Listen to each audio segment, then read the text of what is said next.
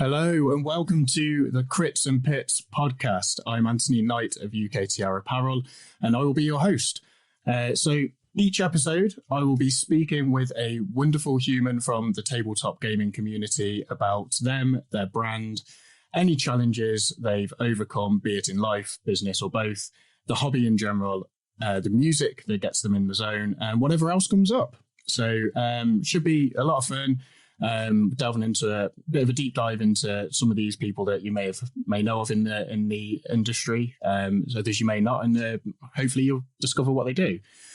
So the aim is to inspire others to chase their dreams and hopefully give them the confidence to overcome the fears and challenges that come with both running a brand and everyday life, from those who have lived it and achieved success despite those difficulties.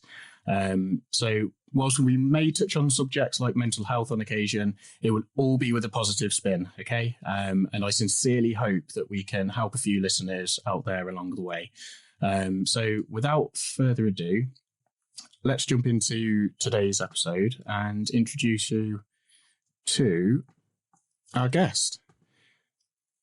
Hello.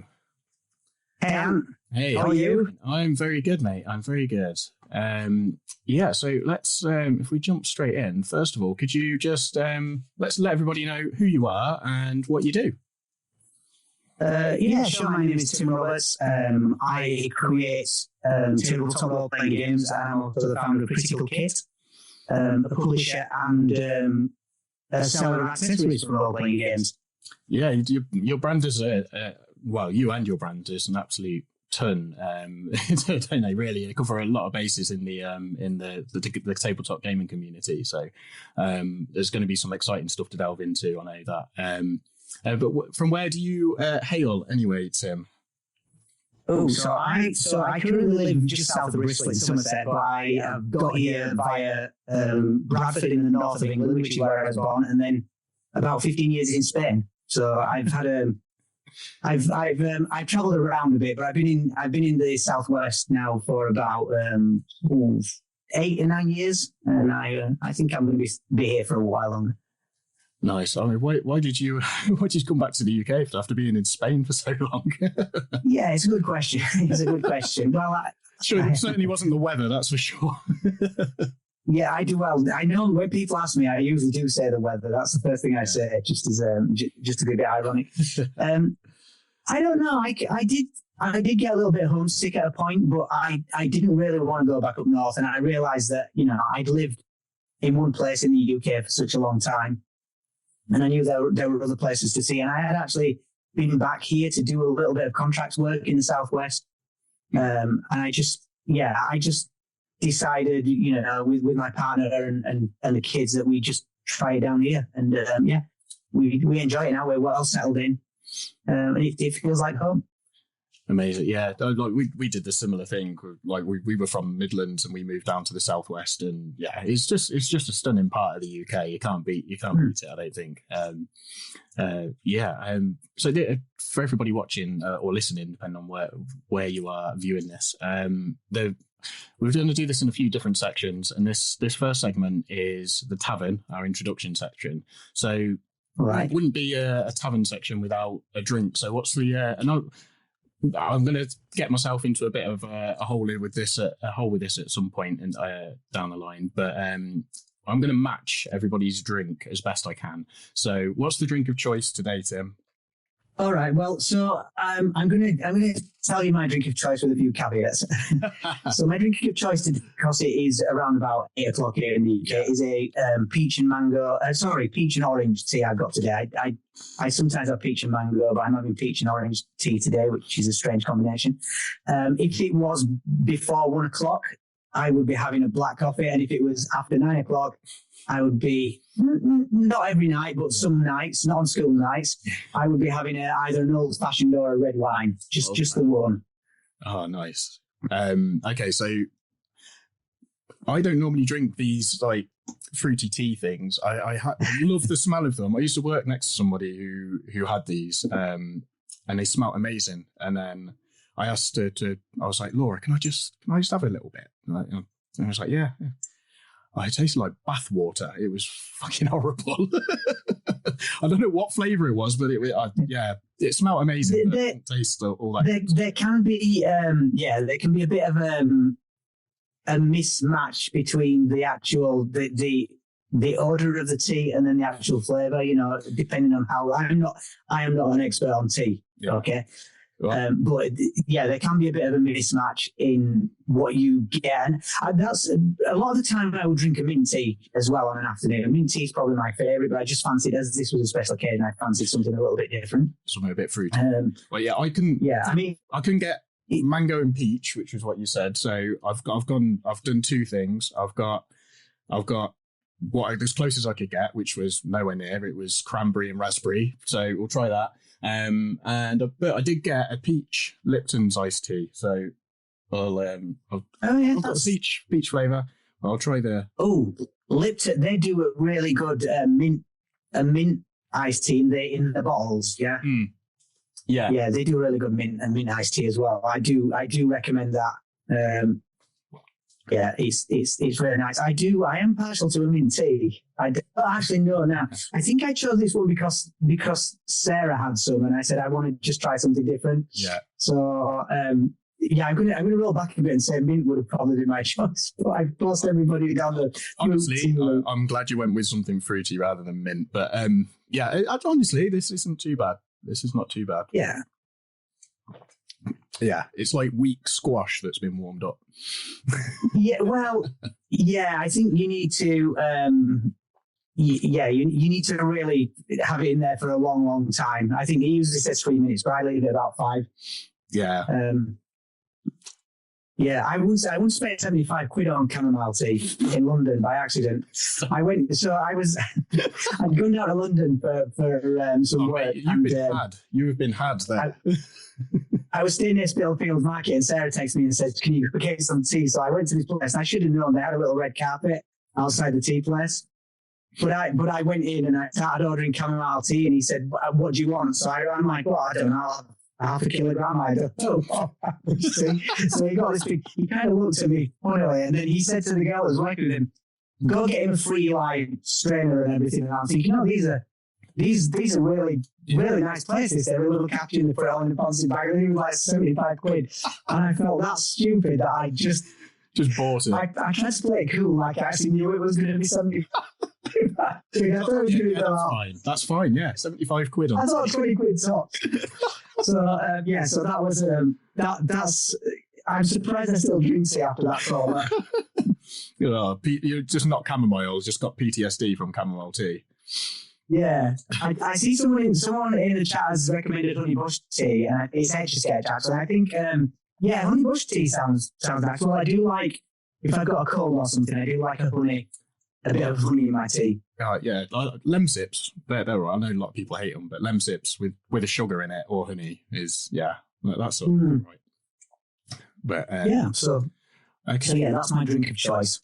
Nice, yeah. Is that, you know what? This is going down. This is all right. I know it's not. I didn't manage to match it completely, but yeah. Well, I did like the bathwater. The bathwater. Oh god, no! I don't know what that was, but it was horrible. I feel like a review. Yeah, but I also feel like the weak squash, warmed up weak squash, is also a really good. That's exactly what this is. This is like summer fruits squash. That like. I did not see this one up either, so I'm getting the same. I think we're aligned on that one. Anyway, cheers. Cheers, yeah. While we're in the tavern, so what song would enter? What would be your entrance music as you enter the tavern? You know what? You sent me these first questions, and I was down to the wire. I mean, like a lot of people, music's a massive part of my life, and so many genres as well. And I've really been struggling to think of the one thing, but I did land on one tonight. And it's kind of so it does hark back to my youth. It's a band that I listened to a lot when I was younger, and then I sort of have breaks away from them and I come back to them. And I think they kind of go with the Punk is Dead thing as well that I'm doing at the moment. Definitely jump. And that is, so the band is the Pogues. It's a Pogues tune. Okay. And it's from their first album, Red Roses for Me. And it's the opening song. It's called Transmetropolitan. And the reason I like it is because it starts out quite chill. Yeah. And then it quickly gets very frantic. And and it's kind of a song about. It's a song about bravado, I guess, but also, knowing when the odds are stacked against you, getting back up and just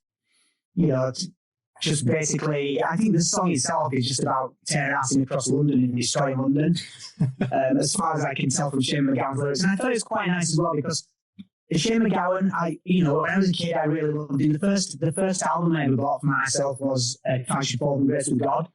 I actually bought it at Christmas and I wrapped it up for myself. That's how sad I was.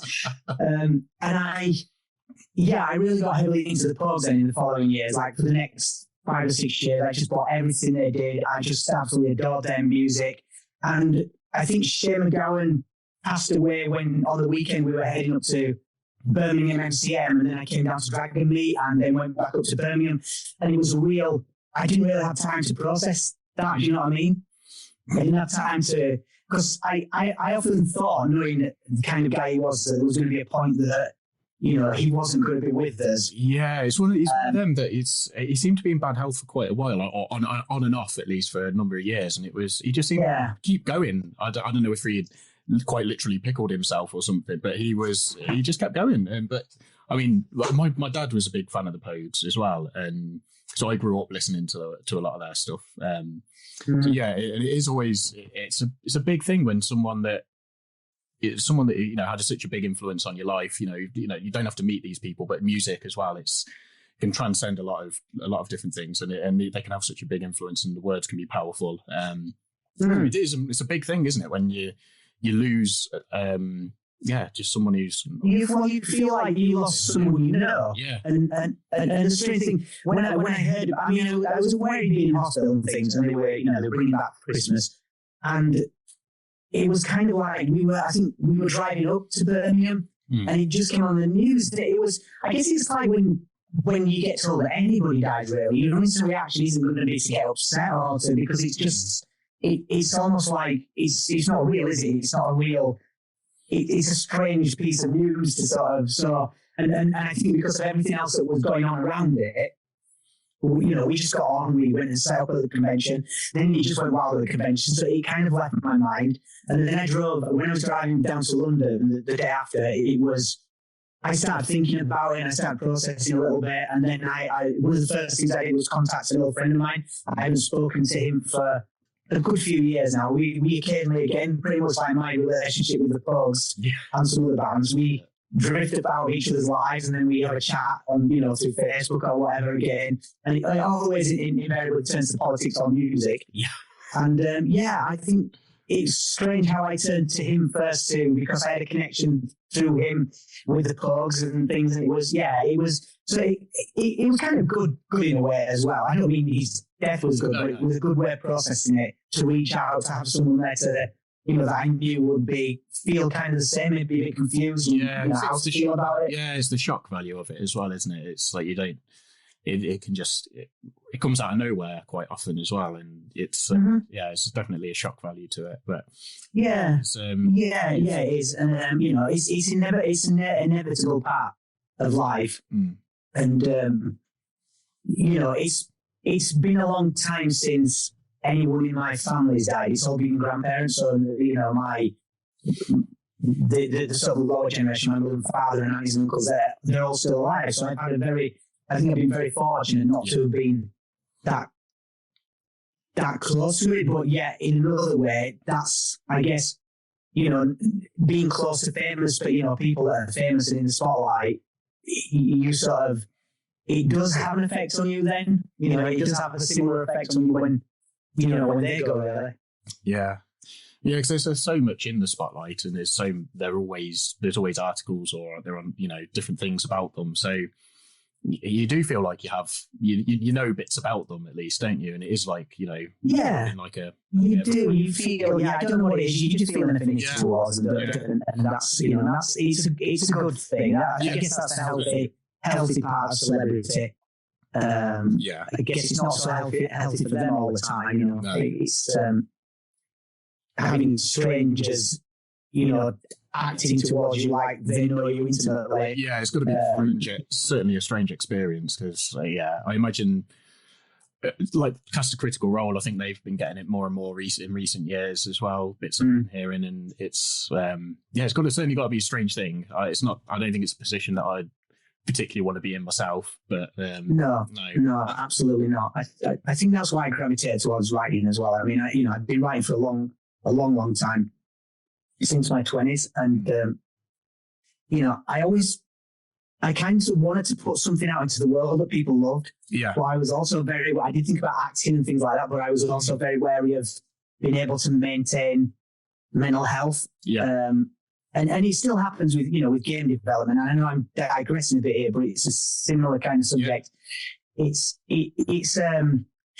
It's a tricky one because, you do read the bad reviews and you do, I feel like I'm in a really healthy place with bad reviews at the moment, but I can't guarantee you that's where I'll always be. But yeah, I've got a bit of a coping mechanism for them now, as you've probably seen by one of the videos I did recently. Yeah. No, to be fair, very similar to me. With one point wanting to go into acting, I was looking at drama schools at one point, albeit very briefly.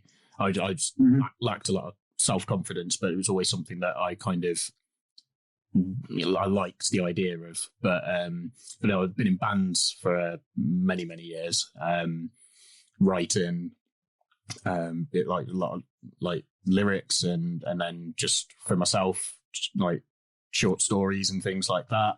But yeah, and it's again coming back to the band thing and reviews and stuff. It's thankfully we've got mostly good reviews, but you do get the odd ones where it's just someone just does not like it, and that's fine, and it is fine, and it's just accepting that other people don't. I guess it gets annoying when it feels like it's an unjustified criticism. I mean, I've nothing against criticism, and I kind of got this attitude as well that if I see those comments where I've had comments where people go, "Oh yeah, it looks interesting, but this is certainly not for me." Yeah, and I kind of think, because I wouldn't go out and write that, I'd just be like, yeah, it's not for me in my own head. Yeah. I wonder what I start overthinking and thinking, what do they actually want from this, putting that out into the world? Is it important that everybody knows how they feel about this game? And I think sometimes when I think about that, I get very stoic about it and think, no, it's not that important, but that's their choice and it's fine and it's nothing.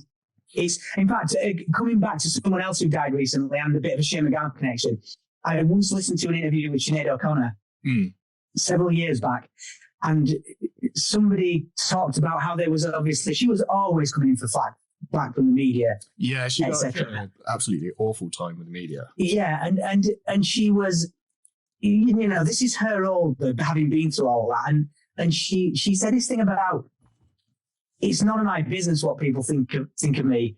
And the moment she said that, I felt this connection in my head about, that's a beautiful thing to always have in the back of your mind, that, whatever anybody thinks about you, it's none of your business. It literally isn't. And then that's their problem, not yours. Yeah, exactly. Yeah, that is exactly it. It's someone else's problem and it isn't yours. It's, a lot of these people are so far removed from you as well. And it's who cares? It doesn't matter. But yeah, it's, we're like, I'm going back to the band thing and the polar opposites, because we played one year. We played Bloodstock Festival, which some in the UK who might be listening might know of, and we had two people from Kerrang magazine there. One of them came up to us and was like, "Oh, amazing! We want you guys to be on like the." We've got doing a cover CD with some like independent bands, and we want you guys to be on there. We're like, oh, amazing, brilliant. And then a month later or something, when the magazine came out and it had the CD on there, and they'd put us on first. We were like the first song, so everybody who put that CD in was going to hear us first. And then we went to the reviews, the Bloodstock reviews and that, and there was a reviewer there as well, absolutely panned us. It was just like, so you have one person, both on the same magazine, one absolutely hated us, and then the other one had put us like number one on the CD on the front cover. So, oh no. Well, you know what I'd have done with that now, with my new healthy review regime? I'd have put it on the back of my next album. I'd have put all those reviews. You've got to warn them. You know, they're not your opinion, but they're your reviews. Yeah. They're reviews for you. But, you can't, you know, I know it's a cliche, but you can't please all of the people all of the time. And, you know, there's the other saying that if you're pissing someone off, you know you're doing it right. Yeah. So, you know, it's a funny one, but yeah, definitely with the game development and things, it's like I said, I don't think I could have stood on a stage. I suppose what would be interesting for me to know is when you're on that stage, you are a different persona, right? I guess you get a mask. Like I listened to an interview with St. Vincent, the singer and excellent guitarist, and she said she's actually quite shy. Yeah. And yet, I've seen her on stage and she wheels that thing like, you know, like ridiculously. Yeah, it's the same. Just exuberantly. Yeah.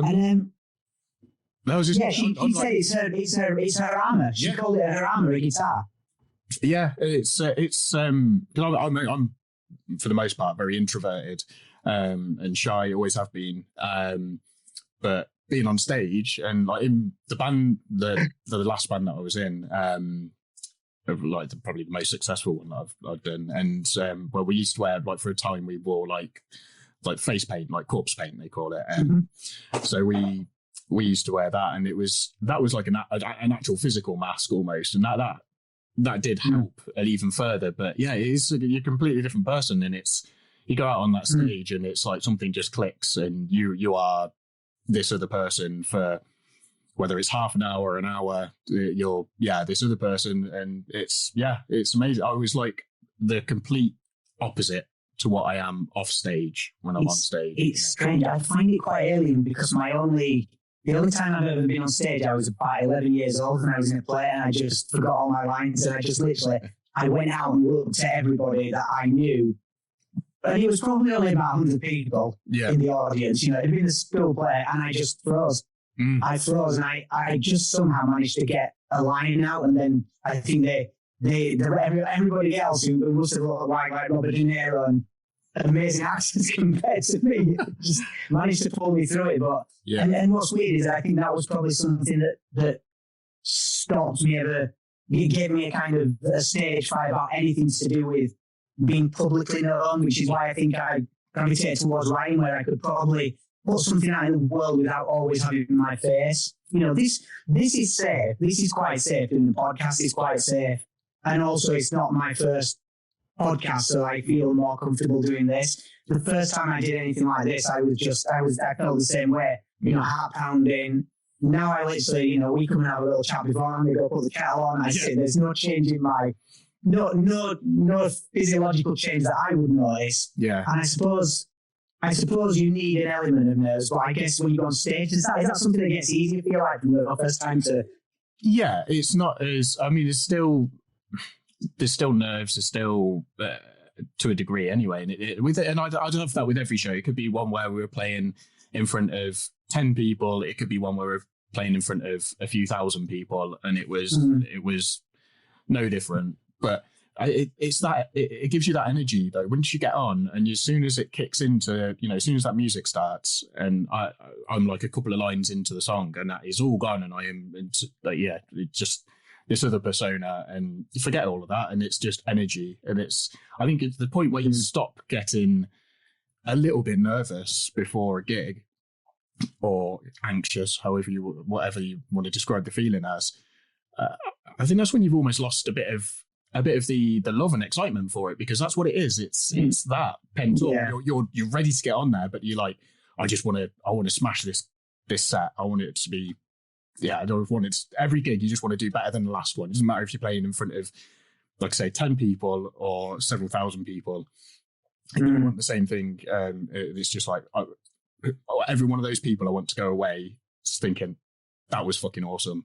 And it is that before you go on stage, it's that the anticipation of that. And I think if you ever lose that, that's when you sort of lost something, the love of maybe what you're doing. I watched it. I mean, the only reason I watched it, so I will put a caveat on this, is I'm not a Robbie Williams fan, but I did watch the Robbie Williams documentary, and it was. I did as well. It was really good.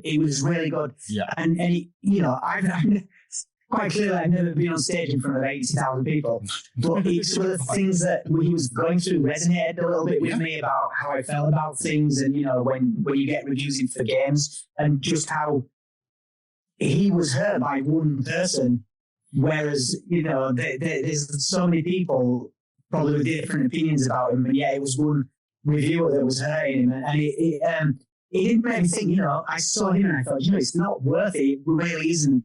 It's not worth stopping what you're doing if you can help it. What it's worth doing is trying to find the tools to stop worrying about what people think, which kind of brings us back to what we said before about finding a good coping mechanism. Yeah, absolutely. And I think it's having the right people around you, and it's trying to learn how to not take those negative reviews or whatever, those negatives too much to heart. There's, like we said at the start, there's everyone's going to have an opinion, and not all of those are going to be a positive opinion of what it is you do. But with coming back to like the Robbie Williams thing, there was millions of people globally that loved him and loved everything that he did, couldn't put a foot wrong.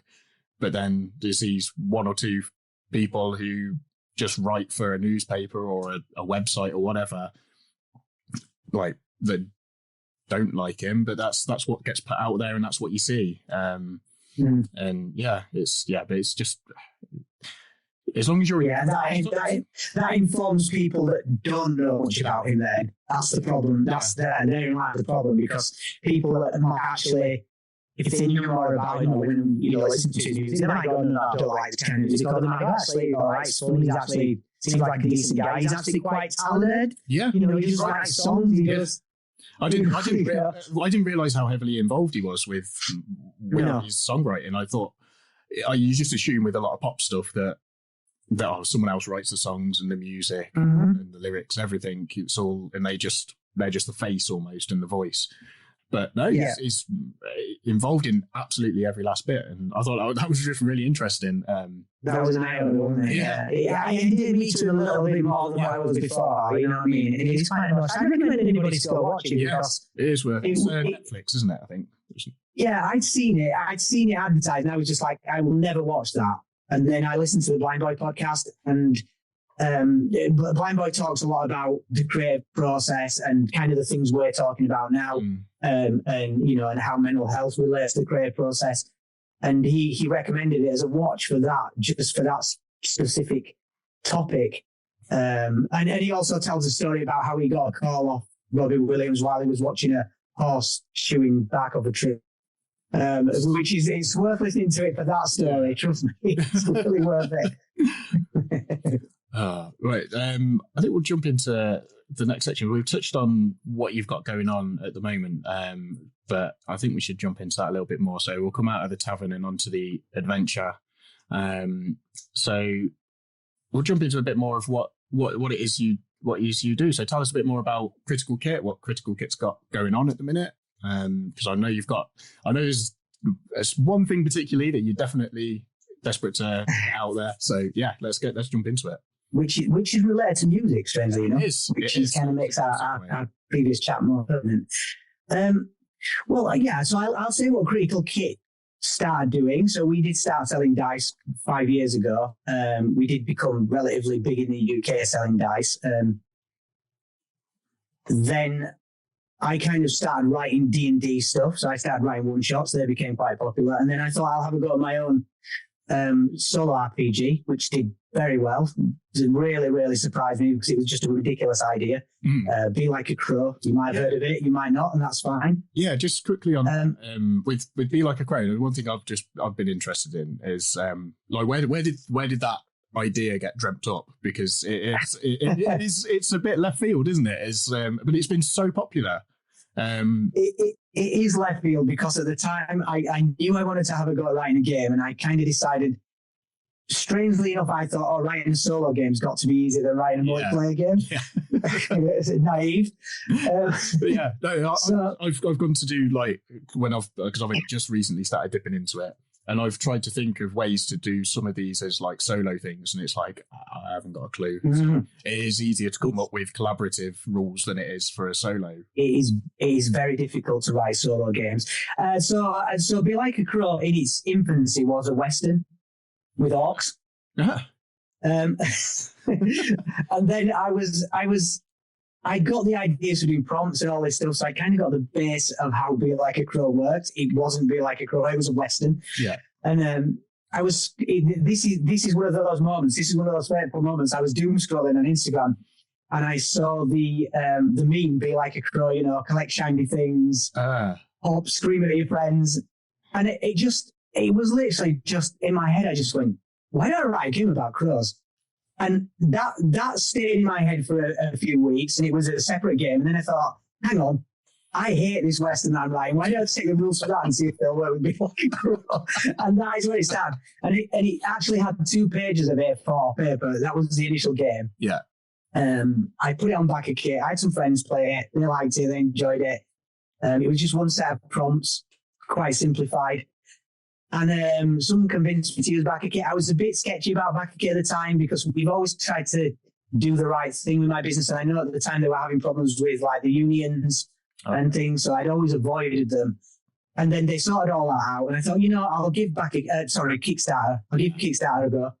And we raised £68,000, which is just, I think I put £500. And I was nervous about reaching that because I thought, like, if we don't reach that, I'm probably still going to write this anyway.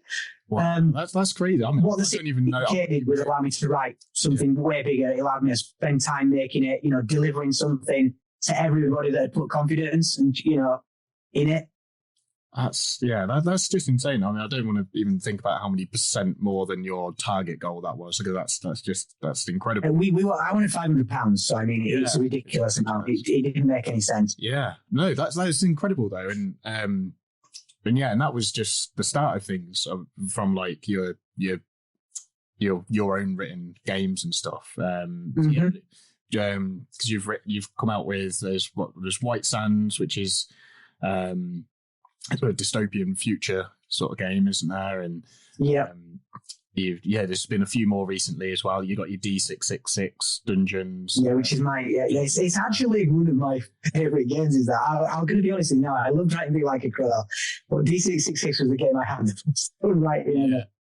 I bet, because it's coming at everything from like a different angle as well, isn't it? Because you're not only playing a game whilst building a dungeon, but then at the end of it, you've got a dungeon that you can throw at your players in whatever game system you're playing. Yeah, it's I've realised it's a theme. I kind of realised after D666 it was a theme that I got, and also it'd Be Like a Cat as well, which is kind of similar to Be Like a Crow, but it is its own thing as well. Yeah. I kind of realised that I was making role-playing games that also had another creative element to them, so I was actually encouraging creativity. So, like, if Be Like a Crow and Be Like a Cat, Be Like a Crow is creative writing with rules. Yeah. D666 is dungeon building with rules, and Be Like a Cat is world building with rules. And obviously that leads next on to Punky's Dead, which is songwriting with rules. I didn't realise, and it's not something I set out to do purposely, but it's only now when I've come to Punky's Dead. It's only now when I've come to that that I've realised actually that is the theme that runs through all of my games. That there's a creative, an inspirational creative element to them. Yeah. So people playing the games are gonna learn new things about themselves, hopefully, or maybe some new hobbies, like be it creative writing or songwriting. If they're already in a band, it's another way of looking at songwriting and getting creative with it and different subject and themes. I'm really looking forward to Punky's Dead and seeing some playthroughs and stuff of that as well, because that's So just going back to that, learning new things in Punky's Dead, there are a couple of hardcore mode rules. Okay. And they are that you can only, so if you want to play in hardcore mode, you can only use 3 chords. And so you literally have to learn 3 chords, like the old sniffing glue punk scene that used to have the thing. Here's a chord, here's another chord, here's another chord. Now form a band. And you also, if you do play an instrument, you're not allowed to play that instrument in the game. Someone else has to play that instrument. You have to play a different instrument. That's cool. So that's the hardcore mode. Yeah. It'd be interesting to see if, like, once it's out, if there are people who are writing music around the game table, whether they know how to play an instrument or not, but they've got them, and like just put up. Love to see some like live streams of that chaos going on and what people come out with. I think that'll be that'll be entertaining. Yeah. I mean, it's I'm really excited about it. I mean, it's two things. It's two things I wanted to do that I strangely about 7 months ago went, hang on, why did I put these two things together? They were separate things. I wanted to write some Mörk Borg content. Yeah.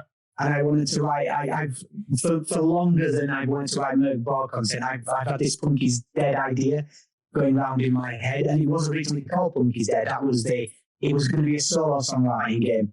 Okay. It's definitely evolved into something completely different. And again, it's that confluence of two things. You know, it was. I started getting more into Mörk Borg and the death metal, and something subconsciously could have gone, hang on a minute, if you do death metal, surely you can do punk as well. So it is going to look. It's going to have the spirit of Mörk Borg in the way that it's laid out. It's going to be more accessible than Mörk Borg. This is a decision I made because I realised that from the backers, there's a lot of musicians coming to this that have never played role-playing games, they're not familiar with them. And I don't want to give them a book where the index is at the back, the contents are at the back and the stats are a load of rollable tables. Yeah, it is. I mean, it's a stunning Mörk Borg is amazing, but it's definitely not a beginner's book. It's one of those that took me a long time to like realise what the hell was going on with it and where the game rules were, and they're spattered all through it. But it's an art piece as much as it is. It is as a game. It is, and then with Punky's Dead, that's one of the reasons I wanted to make it like a coffee table book, because I want this to be an art piece. Yeah, but I also want it to be a book that you can pick up and start at the beginning and understand it. So it is. I mean, you've seen the page designs and things. It is a delicate balance doing that. Yeah, keeping that. I have had some people say on comments on Facebook, back to Facebook comments like. I wouldn't be able to read a book like this, and because it looks, and that was just from the creating a character page, and I'm thinking, well, if you don't like this, you're never going to like Mörk Borg, because this is actually, I've done this in literally start the book here, read it through, and if you've never played a role-playing game, you will still understand, what you're actually doing. But it's quite minimalist on each page as well, isn't it? Which is what I like. It's like there's an art piece, but then you've got like your sort of your bits of rules, but it's all like spread out. Everything's been given plenty of space to read from the shots that I've seen of what you put together so far. If it's in more of a linear layout than Mörk Borg as well, then it's I don't think it's anything anyone's going to have. I'm trying to keep the spirit, so I'm trying to do. I want Punky's Dead to be its own thing. I don't want it just to be a Mörk Borg expansion. You know what I mean? I want it. So it is a standalone game for a start. It is something you don't need Mörk Borg to play. However, you can bring any creature from or any rule from Mörk Borg into Punky's Dead, and vice versa. You can take all the songlines. So if you can play in a band in the Mörk Borg world and take all the rules that I created, any of the extra stuff and the monsters and the character roles that you can play, you can take all those and put them in there. I wanted to keep the kind of eclectic layout, so every page is different. And I think that's where the balance is, that I can make it more linear, but every page is different. Yeah. One of the things I did to and fro a bit about is having the square 7-inch format, because I thought, if you collect Mörk Borg, then it would be nice to have an A5 book that fits in with it. And then I thought, what, to hell with it. It'd be doing it a disservice if I didn't do what I wanted to do with the book. Yeah. So I went down that route. I used the colours from Nevermind the Bollocks, the Sex Pistols, the two yellow, the yellows and pinks. So yellows and pinks feature prominently. It was like a gift. They feature prominently in Mörk Borg's official stuff. The Sex Pistols and Nevermind the Bollocks album, I just went out and found their Pantone colours and just went, I don't care what Mörk Borg uses, I'm using these two colours because this is my love letter to that particular thing. So yeah, it's got a lot of those. It's got a lot of the spirit of Mörk Borg in it. That's what I wanted to have, the spirit. But I wanted it to be. I wanted to have my stamp on it. Basically, that's the main thing.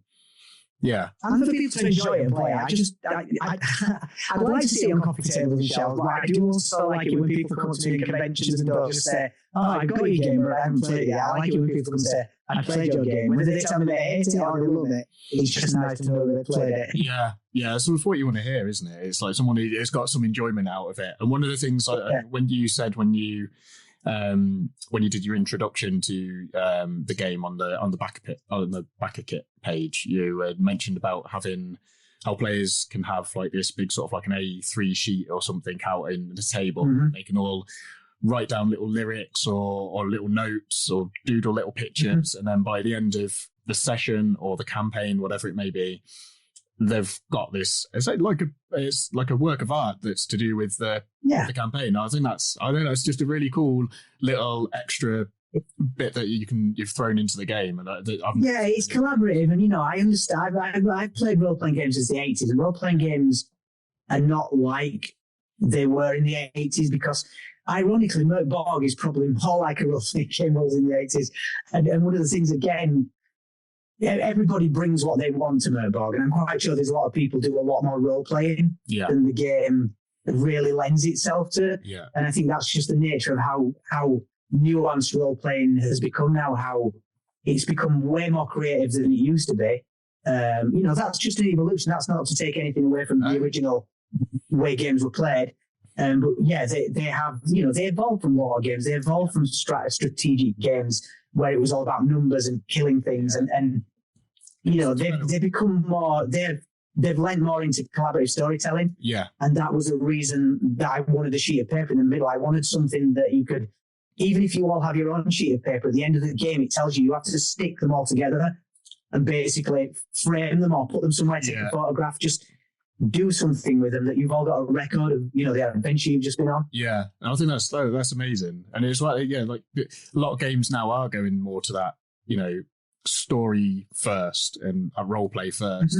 And I think that's amazing. That's how I've personally always played them anyway, because me and a couple of friends and that we'd play D&D in inverted commas, but we'd have like a base rule set that of like, that might change each time we start a new campaign or something, but depending on who was running it. But we just make up our own rules. It'd be kind of like fairly loosey-goosey, but at the end of the day, it was mostly focused on your role playing, and occasionally you'd roll a dice if you want to do something that matters in the game. And I just think that's, for me personally, I know it's not for everybody, but for me personally, it is.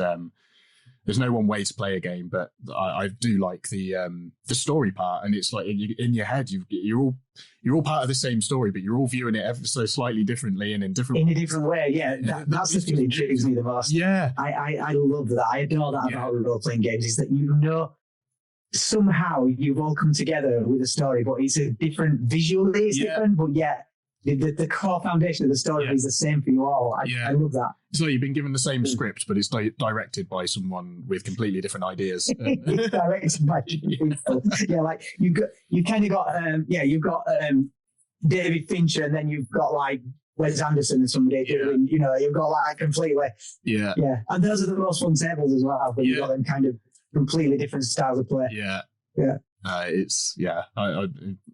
Just role playing games are just, they're just the best. There's nothing better than being creative with friends, and that collaborative storytelling to it.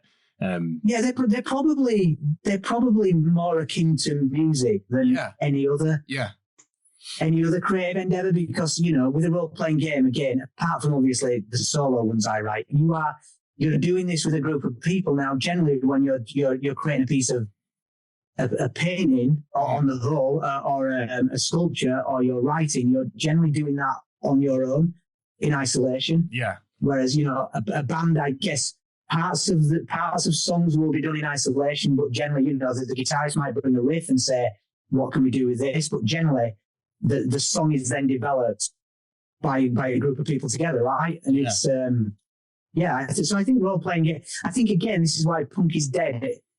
The whole idea of a songwriting RPG does lend itself. I think the two so well. They're going hand in hand almost, aren't they? In that sense of the collaborative writing and creative process, and I love the idea that you've got like the you've got definitely got that very punk element, and you've got a literal enemy is one of the enemies is a literal corporate vampire, and I think that's just that's amazing. And the bastards. I love the bastards. I can't.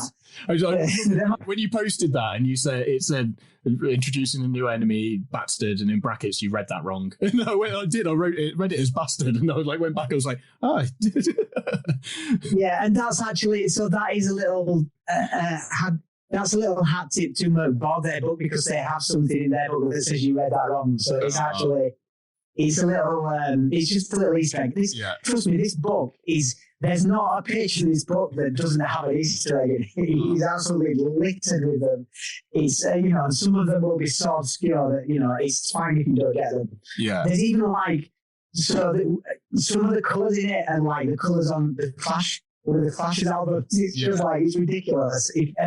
Other than that, there's no resemblance to the Clash cover whatsoever. It's just the colours that we put in there. It's ridiculous. Yeah.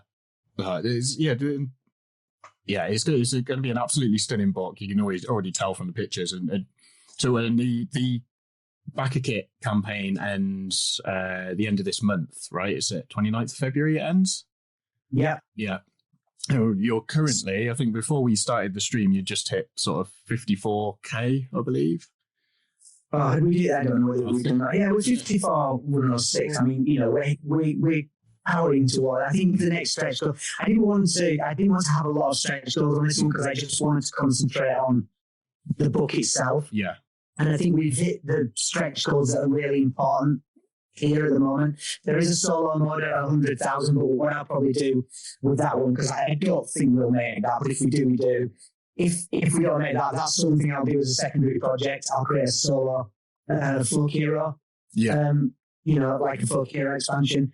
I just seen someone that's put Mike Sunrise put Punky's Dead is the second Mörk Borg RPG, Mörk Borg RPG in the library. The first was Pirate Borg, so I actually feel very honoured. I'm chosen over Cyborg and the many others. I think there's a Ragnarok Borg or something as well. Which is I've seen a few knocking about these different sort of like offshoots of the game, and they're always I just love the artwork that people put into them and colors and everything, and it's like I say, it is an art piece book, isn't it? Their general sort of theme is, and the book's linked to it, and this absolutely. Punk is Dead is definitely going to be no different to that.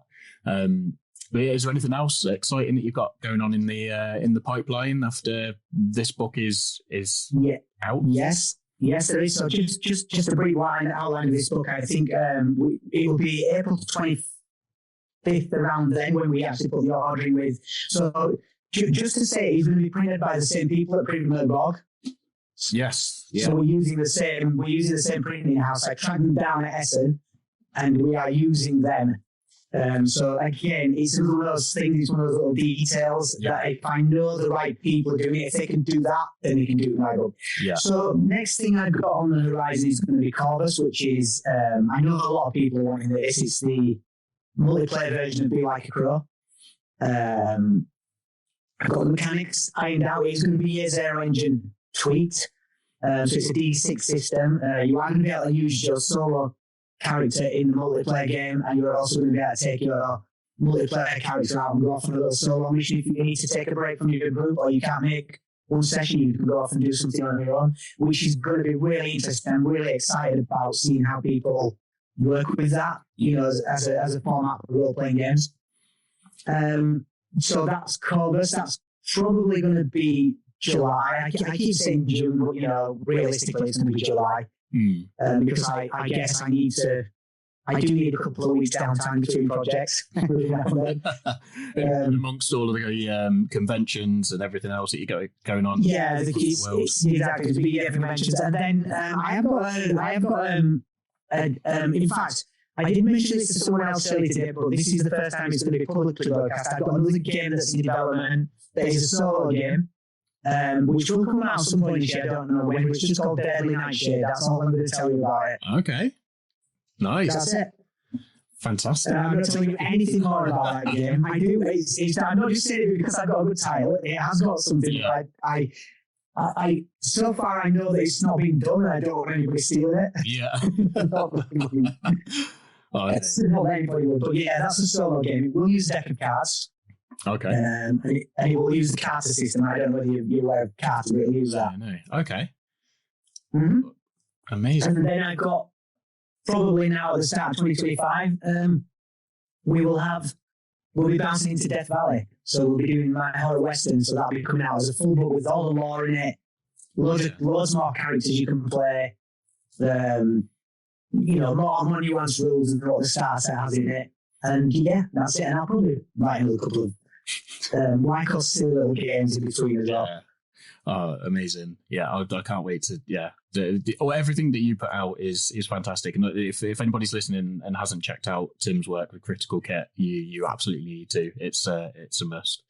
I feel like I should return the favour and say, Samurai Gods of the Apocalypse, you have written a game, so let's not, First one that I've ever written and released. And it was something completely different to what I normally do, because for those who maybe don't know, if you're jumping on and don't know who I am, I run a clothing label called Unite the Realm Apparel. So that is what I do on the day-to-day. So writing games, I've played in games, lots and lots of games for many years, but I've never written one. And it was good to get into creative writing again, because I'm not writing as much music and stuff as I used to. So it was definitely a good creative outlet in that respect. So it's good to get into that space again.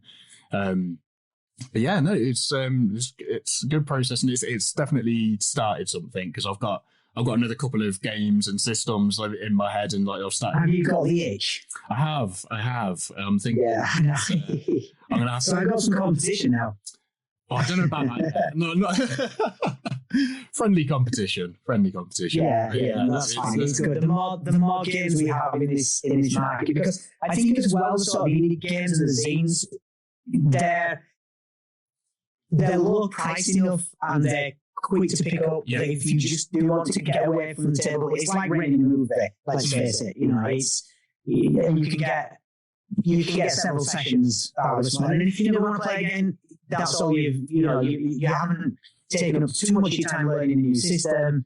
You haven't spent a lot of money on something, and what you have done is you've supported someone that can be, keep churning out those games. Yeah. And because I think a lot of people are very sort of, they'll have their main campaign and it'll be something, something Dungeons and Dragons, Pathfinder, or something of that effect. Dungeon Crawl Classics is having a bit of the resurgence and stuff, I think, at the moment as well. But having something that's easy to learn, that's another thing that a lot of groups seem to struggle with, is how there's always like, I've got to learn another rule set. And but that was definitely the approach that, I know it's an approach that you take quite often with your games, and I certainly did with the first one I've produced and want to do going forward, because I just wanted something that people could read through in probably half an hour or so and easily be able to grasp at least 90% of it, and just get stuck into a game and have all of the stuff there that you can just like character set up within minutes. Whoever the person running the game can get set up also in minutes, and you can just be playing. If you had a player drop out or whatever, if you're your main game, and you can just jump into something else and still have a load of fun and an awesome adventure and trying something new. But yeah, it's definitely given me the itch to write a few more games. I'm hoping to do maybe I did a sub box last year just with sort of clothing bits and a few ad hoc accessories, but I'm thinking about bringing that back this year and maybe having sort of like a mini ttrpg in there as well as my usual sort of stuff. So yeah, we'll see how much I can get done. That's how I put White Sands out there originally. It was in a box. I wrote a role playing game to go in a subscription box. That's the most ridiculous thing I've ever done, and I think it killed the subscription box off. I'm really sorry because I was just so burnt out after I did it. I went, I'm not doing this anymore. Yeah, I think as well with that sort of thing. I mean, especially for me. I mean, I only did the one, and I thought I did a really good job of it, and I had some like really cool, interesting things in there. And then afterwards, I was like, "What the fuck do I do for the next one?" You almost want to like one up yourself or match it at least, and it's. Oh no! It was it was too much. Well, our DICE subscription box is now literally the next one is the 50th box. So we've done 50 months of DICE subscription box. Wow! And I think one of the hardest things I do is harder than writing RPGs is choose 2 sets of dice to please all of the subscribers every month and on a theme and find the things the little thing to go in with it and stuff. But it's the dice. It's always the dice. I can get a pin badge or anything to go in with it, and everybody's like, yeah, you love the pin badges, but it's always the dice that I'm just like, oh my god, are they all going to like this, or is someone does that font color go with this? And it's just like, just don't stress it. Just get the dice and put them in. Yeah. I don't know how you do it, especially with like different themes and names and stuff every single month. And yeah, it is awesome. I'd love like because I used to get all the other subscription boxes that you did. I just love it. I love all the little accessories that you get with it, like the little dice tower one month and little figure. Yeah. It was that in a sense was a creative outlet though as well for me. I did find it creating a subscription boxes it felt like a creative endeavor. It didn't feel like just I was creating a retail product. It did actually feel like every month I was trying to tie together a whole group of things and disparate things and get them to look cohesive in a box, to make sense. Yeah, and I think that sticking with like the creative element and stuff, I think that can bring us sort of onto our next segment. Okay. Because every hero, the hero this week being Tim, has a backstory. So, have you always been creative? I think we touched on this a little bit earlier. So you said you. It's a good question, and I'm not entirely sure because I'm an only child, and I had friends. I had friends. But I did live in a small sort of village in Yorkshire. When I was a child, I grew up there, and I did keep my own company as well. So I would go out and play with my friends for a couple of hours, but I tended to. I think I had a good imagination. I definitely had imagination, but I didn't see it as creative. Then I just thought as but I did used to create a lot of stories up in my head and scenarios and things, and And then I think what's kind of weird, I read a lot. So I read a lot. So probably earlier than I should have done. I was reading Stephen King books and things. Probably about 11 or 12. I was reading things like Carrie. I was devouring books like that. James Herbert, all those kind of horror books I liked. And then I really loved all those kind of books. And I never thought about writing. And then when I was about, I think I was about 19 or 20, I got quite ill, and I had to have about 6-7 weeks off work, and I joined a book club, and they sent me a book by Raymond Carver, which was literary fiction. So it was American short stories. Okay. And I'd never read anything like that. And I read a short story and I was like, that was good, but I didn't understand it. Yeah. So I read it again and I'm like, it's not got a beginning, a middle, and an end. What am I reading? Well, I became fascinated and obsessed with just fiction writing. So that's kind of where fiction came from. Yeah. The role-playing game element was when I was about 13 or 14. I used to just at school every month when we got a little book club thing. I bought a Final Fantasy book. I just loved them. And weirdly enough, and I only thought about this a few months ago, when I was at school, I used to buy Citadel miniatures in bulk. I used to get their catalogue and give it around the class. And my friends would buy them. I stick about 5p on each one. Yeah. So ironically, I had my first RPG business when I was about 14. And I completely forgot about that, which is the weirdest thing. I only did it for about 2 months because I used to get a bigger box with all the lead miniatures in. Yeah. And then I'd start, I'd get them out and get the latest catalogue and say, just write what you want on the catalogue, put a ticket aside within a minute. my maths teacher, he also started a D&D club, Red Box D&D. I wouldn't have known what edition it was. I have no idea. I bought them all, but I never played them. I Middle Earth role playing. I just used to read them and just love the maps and things. And then it was, about probably 9 or 10 years ago, sort of when 5th edition first came out, I just thought, I saw it on something. I think it was a comic book store. I just saw 5th edition tucked away in a corner, and I went, I used to play D&D. I'll buy this just for nostalgia, and that's it. That's kind of where it all stemmed from. Yeah, went down a massive rabbit hole and ended up back in the industry from... Well, yeah, and between that, I joined the Merchant Navy, made false teeth, fit carpets, and made curtain sides for heavy goods vehicles. But other than that, I've had a pretty regular... and software development, I've had a pretty regular career. Wow. I mean, none of those are at all like the next. That is a really... That's a wild career, that is. Which might explain why my games are so quite... So you were in the Merchant Navy, and then you made false teeth? Was that something? Yeah, I came out of the Merchant Navy, and then I got a job. Well, so what I was actually doing, I was down in the plastic department, so we used to get all the wax impressions and boil them off. So I used to make the molds for what they called articulations, to put the teeth on this thing that then the dental assistants, the dental lab workers did. Yeah. Then I got bored of that, and I went into carpet fitting because I just found a job. I mean, I was from Yorkshire, so I was from a working class family, so university was never mentioned to me. It was always just get a job and earn some money. And then I did that for about 6 years. And actually, you said they weren't really there, but making the curtain sizes for vehicles, I got that job based on the back of that I knew how to measure long bits of material and cut them.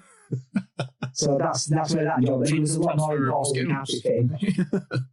And then I got into, I missed a few things. So then I got into I managed to get into the graphic design department of that place, because literally the graphic design guy who did all the cutting for the decals that were on the side of the vans, like Security Car or Massey Wilcox, all those kind of big vehicles that you see. He had an argument with the guy. He just walked out, and I was into the internet around that time, in 1996. I was quite an early adopter of the internet. I love computers. I just, it was when there were a few great websites that showed you weather forecasts on them at university. That's all you could get on, or bulletin boards. Yeah. And I get the boss came down and said, "You're good at computers." I went, "I've got one." Yeah, and he went, "Right." Up in the graphic design department. So I literally I'd never done graphic design. I got thrown into the deep end. Wow. Fortunately, the design writers, they helped me a little bit. They'd seen the guy doing it. So that got me into computers. Then I went to Spain and opened an internet cafe. And from that, I taught myself software development. And I did 20 after I sold the cafe after about 4 years, and did 15 more years of software development, which was self-taught. Yeah. And all the time I just kept writing. Yeah. I just wrote, but never submitted anything.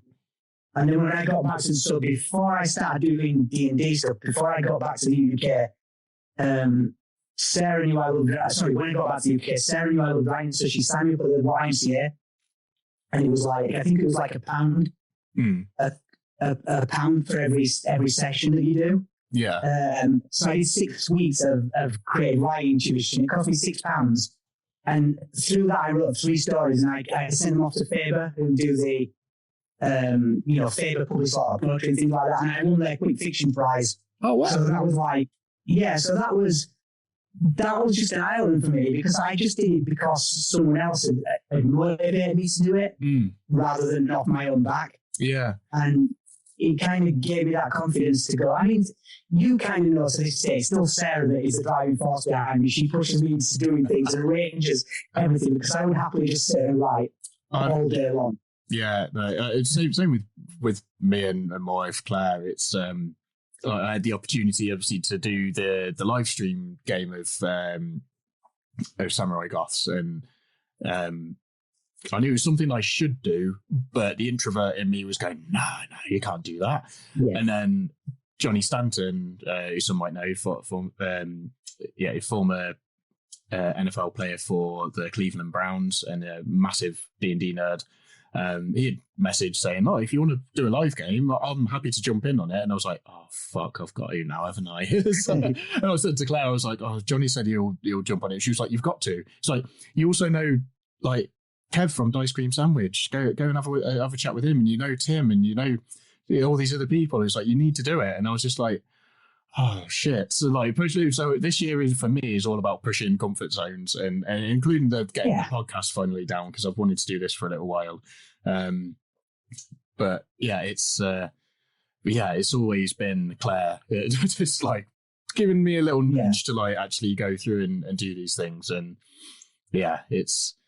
it's definitely been fun. But yeah, I definitely need that person with me, because I wouldn't, like you, I wouldn't go off my own back. I'd have the ideas, but I just wouldn't do it. Do you think it's good sometimes though as well? Something I've learned is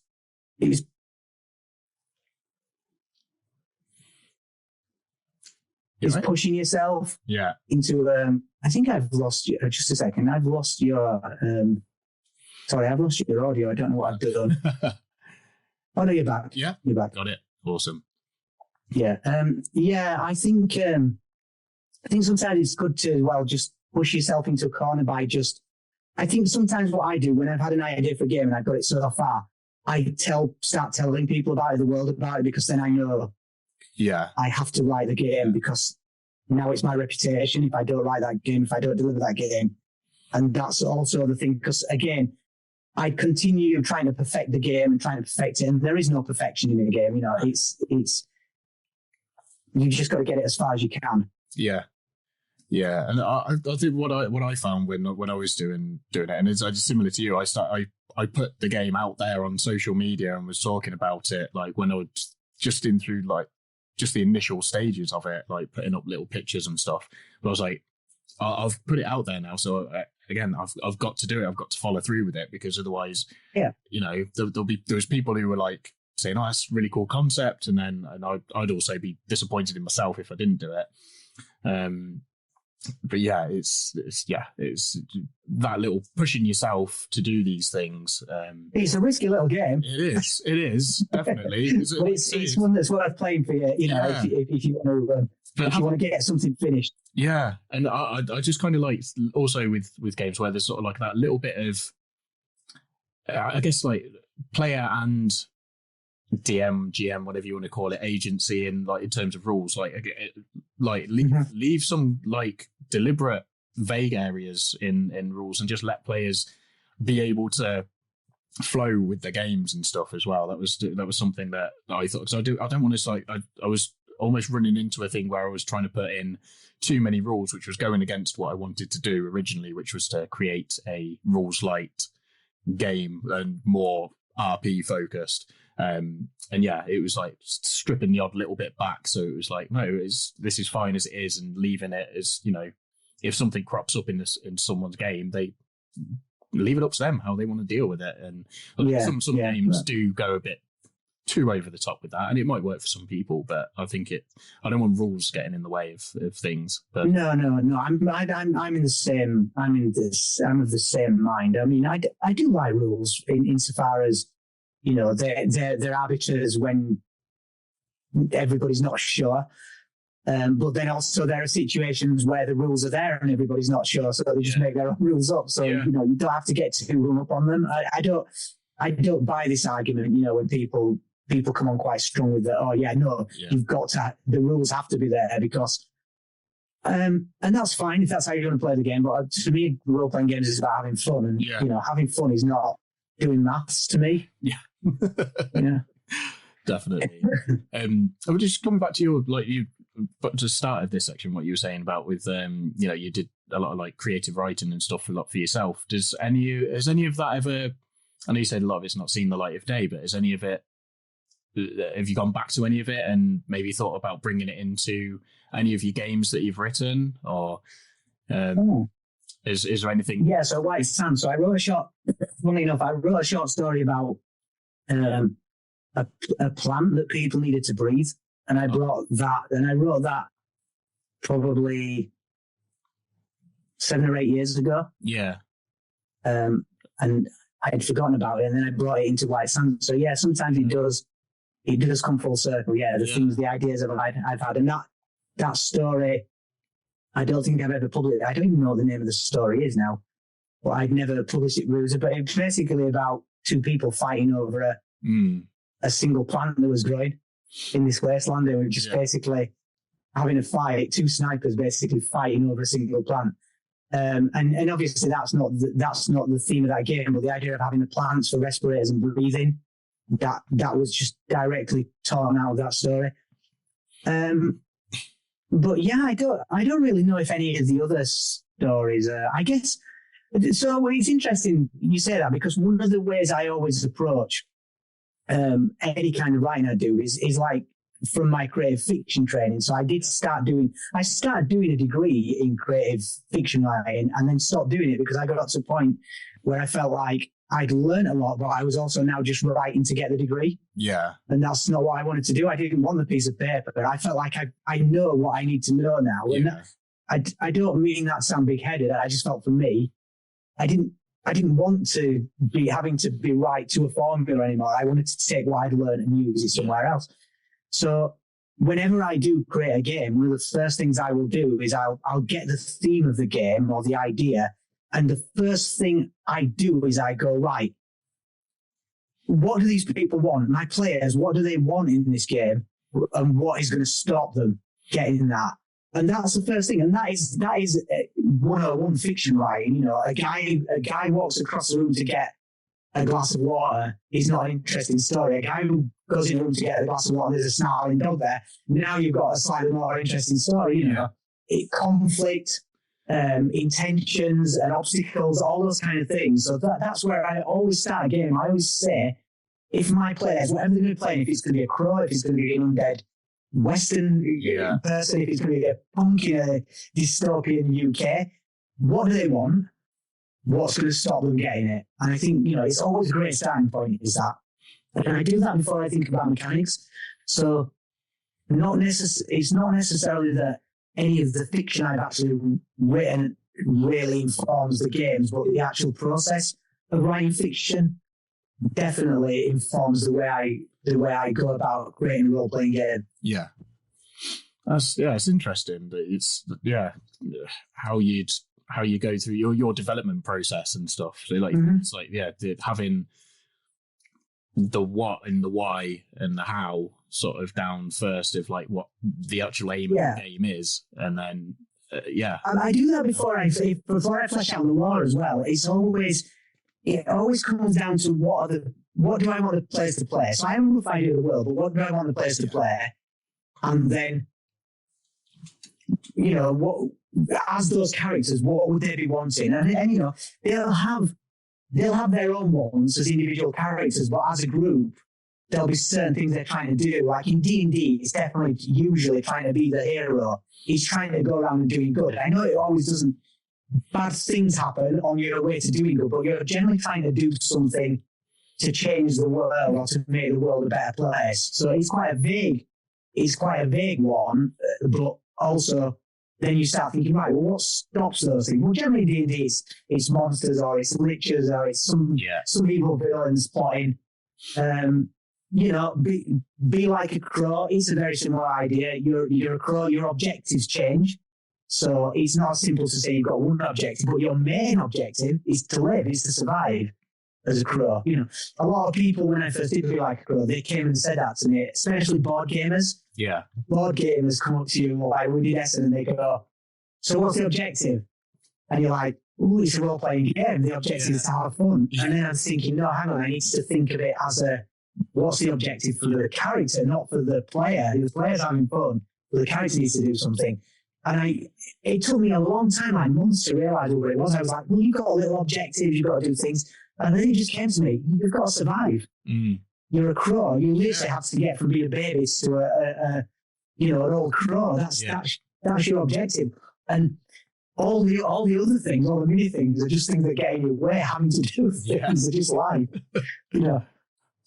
I think that the sort of the whole thing of like a big bad in a story, and I think that brings us on to like our next section, I think, which is the big bad. Yes. So, what would you say that the challenges that you faced along the way? Any challenges, setbacks, whether that's life in general or in pursuit of your goals with critical kit?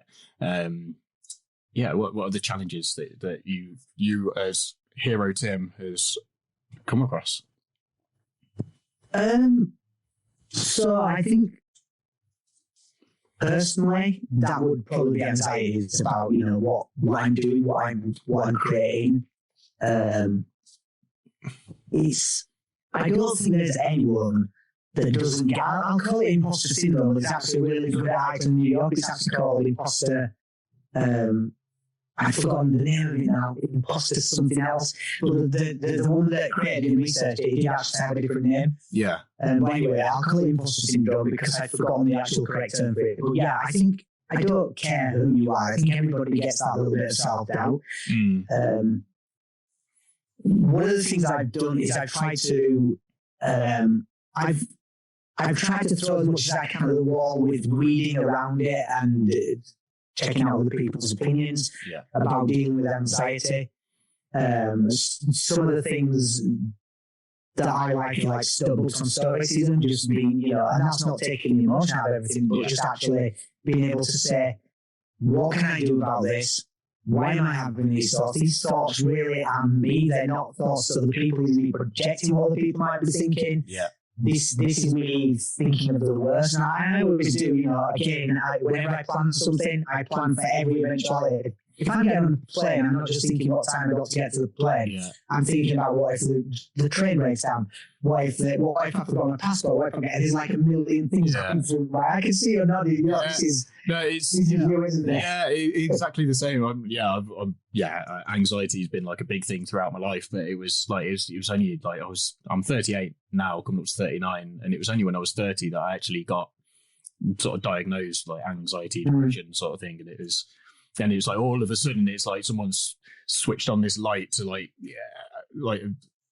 the rest of all my previous life and stuff. I'd like struggled with these like episodes of anxiety, but not knowing what it was, almost thinking that that's just life. That's just life, or that's just why am I different to other people, sort of thing. Why doesn't anybody else sort of worry about these things? But it's learning about it, then all of a sudden then learning coping mechanisms for it as well, and like coping mechanisms are good. Yeah, coping mechanisms are definitely good. I mean, I have to stop myself as well because it's all right saying that you've got a tool to use. Yeah, it's remembering to use the tool, and you're a human being. You're never going to be perfect, and there's going to be times when you fall foul of your anxiety, and that's fine. You've just got to get better at remembering that you do have things at your disposal. Yeah, and I think linking in with what you were saying about like the stoicism thing, and it is almost one of the techniques that I sort of got taught because I did it's called cognitive behavioral therapy. So you just learn a few things. So I personally didn't want to go with like medication and stuff to deal with it. I wanted to I want the tools to deal with it personally. But one of the things was like a helicopter technique, and it seems similar to the sort of way of thinking of stoicism. Right? So it's almost like you're getting this bird's eye view of the situation, and you're looking at it from a broader perspective and trying to, like, this is the situation that's happened. What has actually happened? What's caused you to feel this way? And it's breaking it down a bit more, and is that the right way to act in this situation? And it breaks everything down a bit more, and also examine the emotion you feel, because the emotion that you're feeling at times could be a secondary emotion. Yeah. They could be an actual emotion, but it starts triggering. Yeah. It's like the fear leads to panic, and it's all that you could actually be feeling angry when actually you're not angry, you're just scared. Yeah. It's I mean, it's not obviously it's not a great thing to live with at all, but having the tools to cope with it and stuff is massive, and doing your research about it as well, and just seeking that where you can. And that imposter syndrome as well. That's certainly something that I get with day to day with the brand stuff and anything to do with artwork that I've created or a game that I was written. Like putting that out, it was like I own a clothing brand. I don't create games. It's it's. I get that. I totally get that because the thing is, I wrote my first game I'd written some D&D stuff, but I wrote my first game 3 years ago, and I feel fully embedded in the industry now. I feel, I talk to people that have been writing games for 20 and 30 years. Yeah. And I get that feeling of, oh, I'm a charlatan. You've been doing this. I've literally, just come into this sphere and this realm. But they don't think like that. They don't think like that. And I don't think like that about new people coming in. No. I guess it's what they do is they put the ladder down for you and help you, and they, on the whole, people are generally very supportive in this industry. It's a great industry. I'm sorry, I just seen Sarah. So it says in the chat, Critical Kit, that is not me. Sarah is back. So she's now jumped in the chat. She has said, have I mentioned that I'm a fan of the Blind Boy podcast and how he manages his mental health? Again, I have mentioned it. I would say, and I'd say that to you as well, and I don't know whether you've ever listened to Blind Boy, but he's really worth listening to. He's, as far as creative stuff goes, and mental health, which is what we're discussing now. Yeah. No, definitely check that out. And apart from the fact he wears a bag on his head all the time, it's quite scary. But he wears a bag on his head for a very good reason, and he does talk in his podcast about it because he can literally walk down the street and no one knows who he is. Yeah. So he can do a gig, and after he's finished his gig, he can walk into the bar, and nobody actually knows it's him. So does he go around and do sort of talks then, does he? Yeah, he does. We're going to see him at Bristol in April. Yeah, he used to be in a band called the Rubber Bandits. Okay. Like an Irish band. If you want to go there, they've got a song called Horse Outside, which I highly recommend. It's hilarious. It's ridiculous. But yeah, having the tools, I think anxiety. So going past the anxiety, there's obviously the material stuff as well, and that's money. Yeah. You've got to eat as a developer and a writer, and I feel privileged because I know the stats for how many writers make a living out of writing. I do make a living out of writing. I'm not driving around in a fancy car. I wouldn't ever drive around in a fancy car anyway. But I'm not. Yeah, I'm doing okay. You know what I mean? I'm living. I'm doing okay. I'm happy with my job. I think the big privilege is just doing what I do. Yeah. I could get paid more to go and do a different job, but the big privilege is that's the offset of saying, right, no, I'm going to do this. And one of the things I really do love about things like Back a Kit, Kickstarter, etc., I don't know whether people realize how much difference they make to creative people's lives. Because if we go to a bank and we want some money to do something, and I go and sit there and they say, well, what is it? And right, okay, so I want to get this money so that I can create a game that is going to make loads of people happy. And it's basically set in the United Kingdom after everything's gone wrong, and you play a punk band driving around, and you're going to fight literal vampires. Yeah. They're going to go, yeah, can your mum and dad not lend you it or something? Or, do you know what I mean? Or have you got any friends? And that's what's beautiful about things like crowdfunding. Yeah. You've got, it's not one-sided. You've got a reputation. You have got to make sure you deliver. Once you've got that money off people, you have got to make sure you deliver. And that in itself is anxiety-inducing. Yeah. Insofar as you want to make sure that you give, you meet their expectation of the product. But what I don't think people realize how much of a difference they make insofar as we live in a capitalist society, and they allow us to circumvent some of that capitalism. They allow us to go around the side, and they're saying, do you know what? I'm going to back you. I'm going to buy the products off you. I trust you to deliver this for me, and I'm coming straight to you for it. And it's, I am so grateful to every single person. Even if they don't back something, if they go and tell a friend about it, every time I see a post on Facebook that's just somebody tagging someone about the game, I give them a love or a like, because it's just like, I want them to know that is just as important as backing the game. Yeah. Yeah. And it's the same for like with stuff that I share. If I get, quite often I'll get people tagging a friend or something in there, and it's amazing. It's like that word of mouth as well, and it's the good positive part of social media as well, isn't it?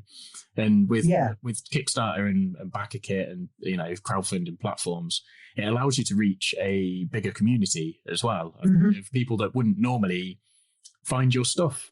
and then all of a sudden they've discovered this one product, but then they might look into you and then they see like your back catalogue of things and whatever else that you've got going on. So my old man did a couple of successful Kickstarters, and we had people backing from all over the world, and we hadn't played in like America and any of these other places, but we had a good number of the backers were from all over the world, and it was it is good. But like you say, there is a level of anxiety then of like, well, have we budgeted enough for this, and can we make sure that we can fulfill on time, as make sure there's not going to be any issues going on with it. And it does bring with it its own anxieties and things, but as a whole, the community in general, with the other businesses that like you mentioned, like the other publishers and game designers, it is an amazing community. Like with that, because I do a number of events similar to the ones that you do. We do a few of the same ones, and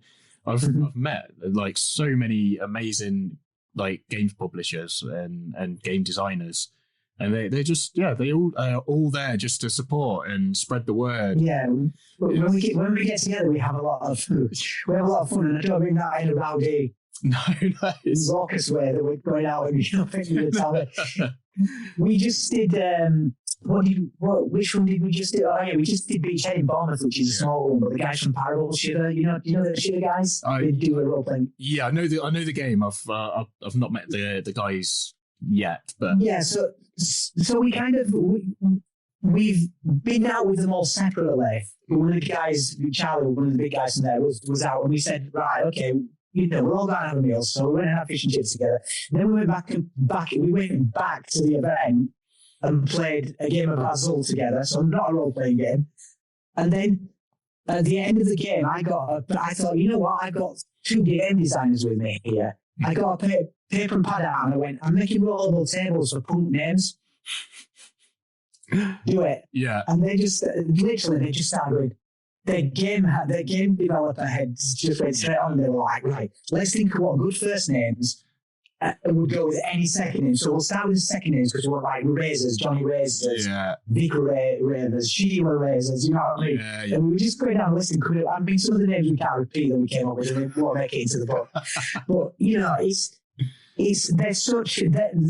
they're giving that. They're giving that without asking for anything back. They're saying, we will help you do a bit of your game, just a tiny piece of it, and we don't want anything for it. We don't want to mention the book. We don't want to. We just, we want to help you out. And I think I've been really fortunate to meet a few people like that in this industry that have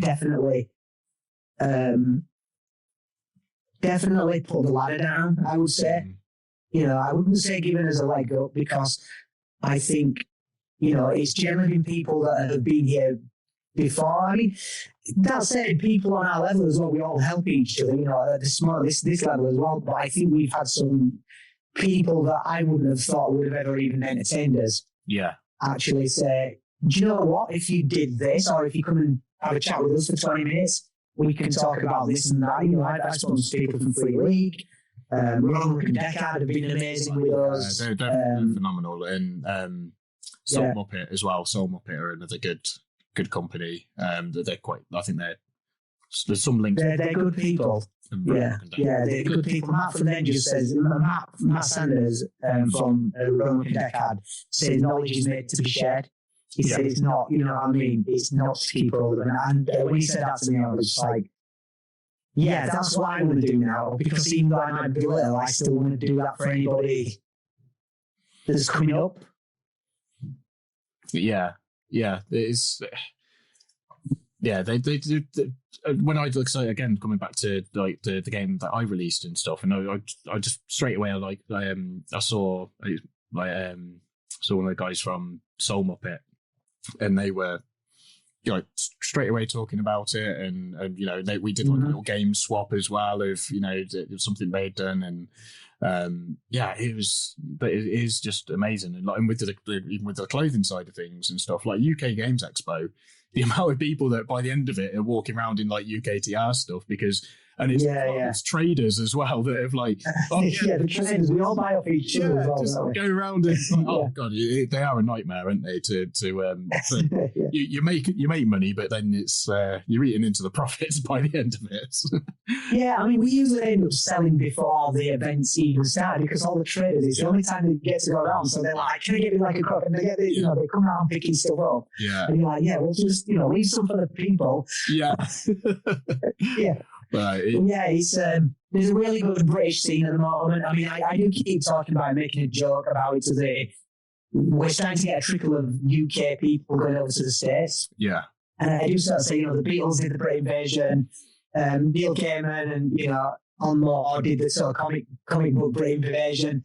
And I keep saying, we're doing the RPG Brit Invasion this time. We're doing it. And I keep saying, and lo and behold, we're starting to get out there. We're starting to, more and more of us are starting to get out to the States. Yeah. And I think this year, I mean, we've got quite a few stateside gigs this year, but I think the first one we're going to Ghana, which is an industry one. I was surprised the lads from Shiver are going, the Royal Condecard are going. So this year, we will have our biggest UK presence for what I would call indie publishers at an American industry convention, which is amazing. It's beautiful to get a big, and about 80% of our stuff goes out to America anyway when we do Kickstarters. That's just a normal thing. But it's just nice for us to have to be there in person and meet the people, meet the people that are buying these things off us. Yeah, that's definitely one of the things that's a goal for like me personally in UKTR is to get out to some of those places because again, like I'd say it's probably 50-50 of between my customers being sort of UK and sort of US, and then there's a spattering of other places, but to get out and go to to some of like the PAX events or San Diego and stuff, and just get to to know quite a few people, including like there's Johnny Stanton and Sam Rusk, who's an incredible artist and we've worked with before. Just to get to like meet some of these people and some of the customers that have been so supportive over the last few years. It's because I think that's worth mentioning. It's really important, isn't it? Like the conventions. I know you feel the same way as me about this. The conventions for us, they're not just about going out and making money off people. No. We're actually there to meet our audience at conventions. We sit, I sit right most of the time. Sarah manages the e-commerce side of things. She manages the distribution. She manages getting the books and the accessories and things out to people and making sure everything's running smoothly on day-to-day in the business. But we're not, we're not in the store where we're facing people. The actual getting out and talking to people, and for us, it's brilliant because you get to hear about, you get feedback as well from the product. You get people that will tell you, what things they like, what things they didn't like. But generally, everybody's living their best life at a convention as well, which is there's always such a good vibe going on there. And like you say, it's just speaking to people and they're going through like the list of the different things that they've got. So like different t-shirts and shirts and hats and stuff that they've got from us. And with you, it'll be I've got this game and this game. What else have you got going on?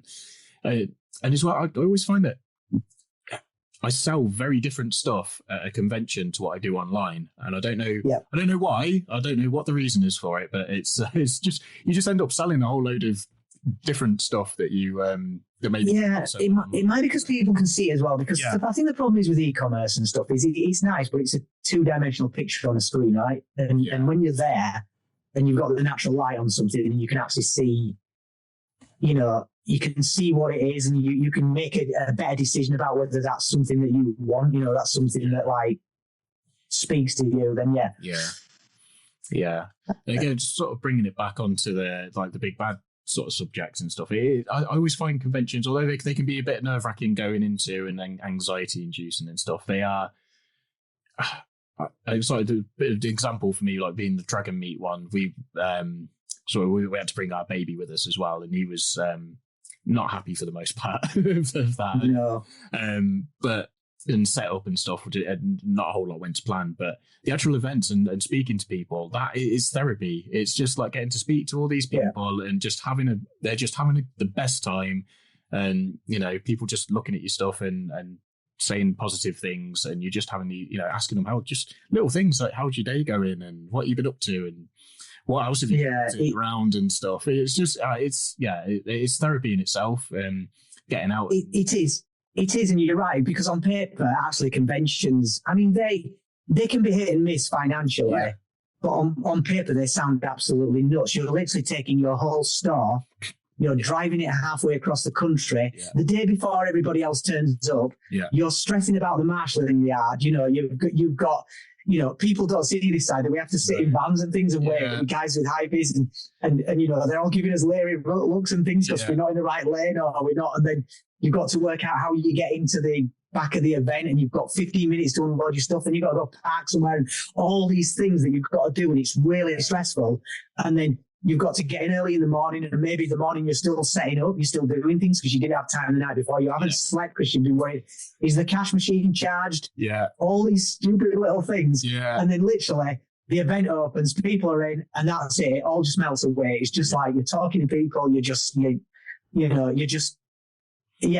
get the energy back, don't you? Yeah, you really do. And you just make so many friends as well at these things, be it customers or the traders and that. I mean, it's how we met. And how we met, right?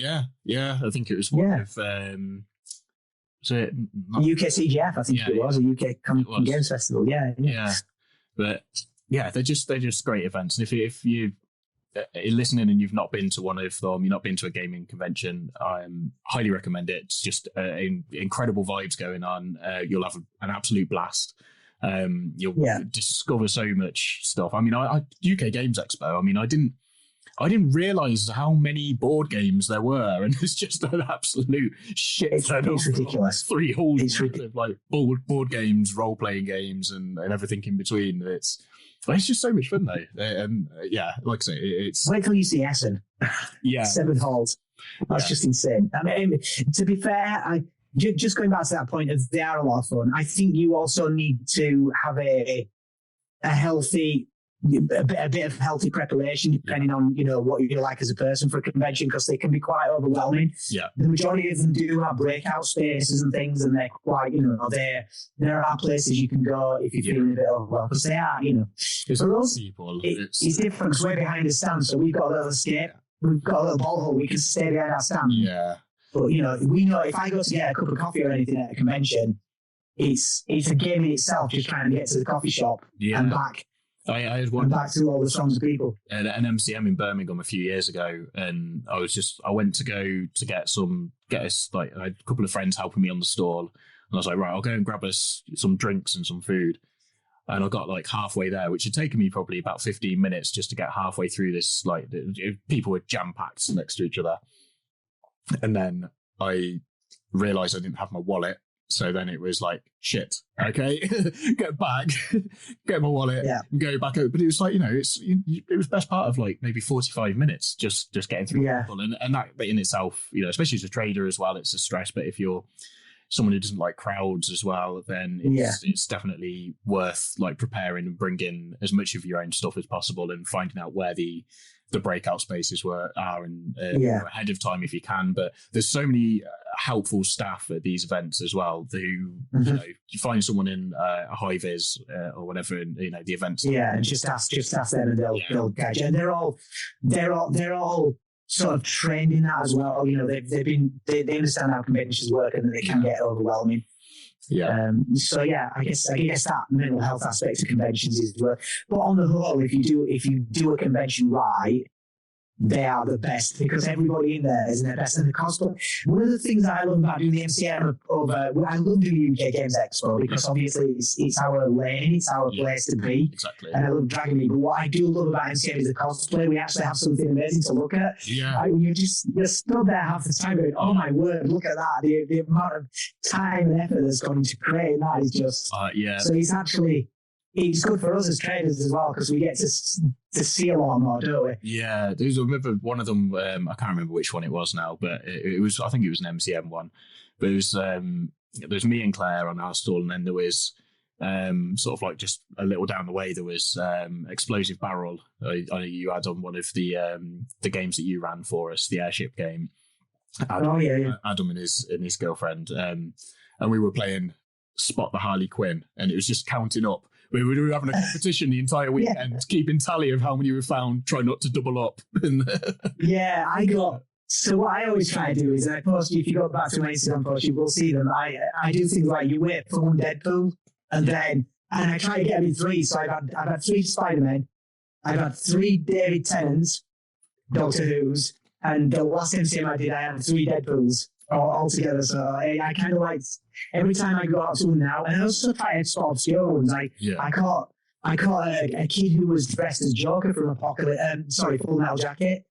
Okay. It was amazing. I was just like, I ran up to him, he looked so happy that I clocked who he was. I said, I'm so sorry, but that's one of my favourite films. I've got to take a photograph of you. Is that all right? And he just looked over the moon that I actually recognised who he was. There's some real obscure ones. And then there's some mad ones. I mean, one of the MCMs we did, there was a Fanta of the Opera. It was literally somebody dressed like Fanta, but with half a face on, which was just... And then also one of them we did. Do you remember that Evergreen ship or whatever that got stuck in the Panama Canal? Oh, yeah. A guy was literally, and I don't think they could kick him out because it was so genius. He made himself into a big ship, and he was going down all the alleyways and turning sideways. So he was walking all the alleyways. That was like, if I was MCM organisers, I'd be both annoyed and actually, I've got to let that one go because that is just so good. Yeah, that's amazing. So an MCM. You get some beautiful cosplay. You get so many critters as well, you know. Yeah. I mean, the critters pretty much took it over that time. Critical Role came over. Yeah, it was last year, wasn't it? Last October. Yeah, last year. It was absolutely wild. And, you know, I've never seen an MCM like it. They were literally, Sunday was as good as Saturday for us. As in busy. Yeah. And they were just kicking people out with the stewards because the people weren't leaving. They did not want to go. They wanted to stay there. You know, there was a point where I was just saying to someone at the stand, I was saying, should we just lock the doors and not let the Critical Role people out? We'll all live here because there's loads of vending machines and we'll just get them every Thursday to do a live show for us. Amazing. Yeah, and I think some people would have done that. Yeah. I think we'd have started a revolution there. Yeah, everybody just lives here now, and yeah. Amazing. I think that's definitely, we've managed to put like some positive spins and positive outcomes on the mental health side of things. So and if anybody's worrying about starting up has anxiety about starting up a business, and both of us had come from relatively well-paid jobs and decided to set up our own thing because whatever the reason, we didn't want to work for the man anymore or whatever.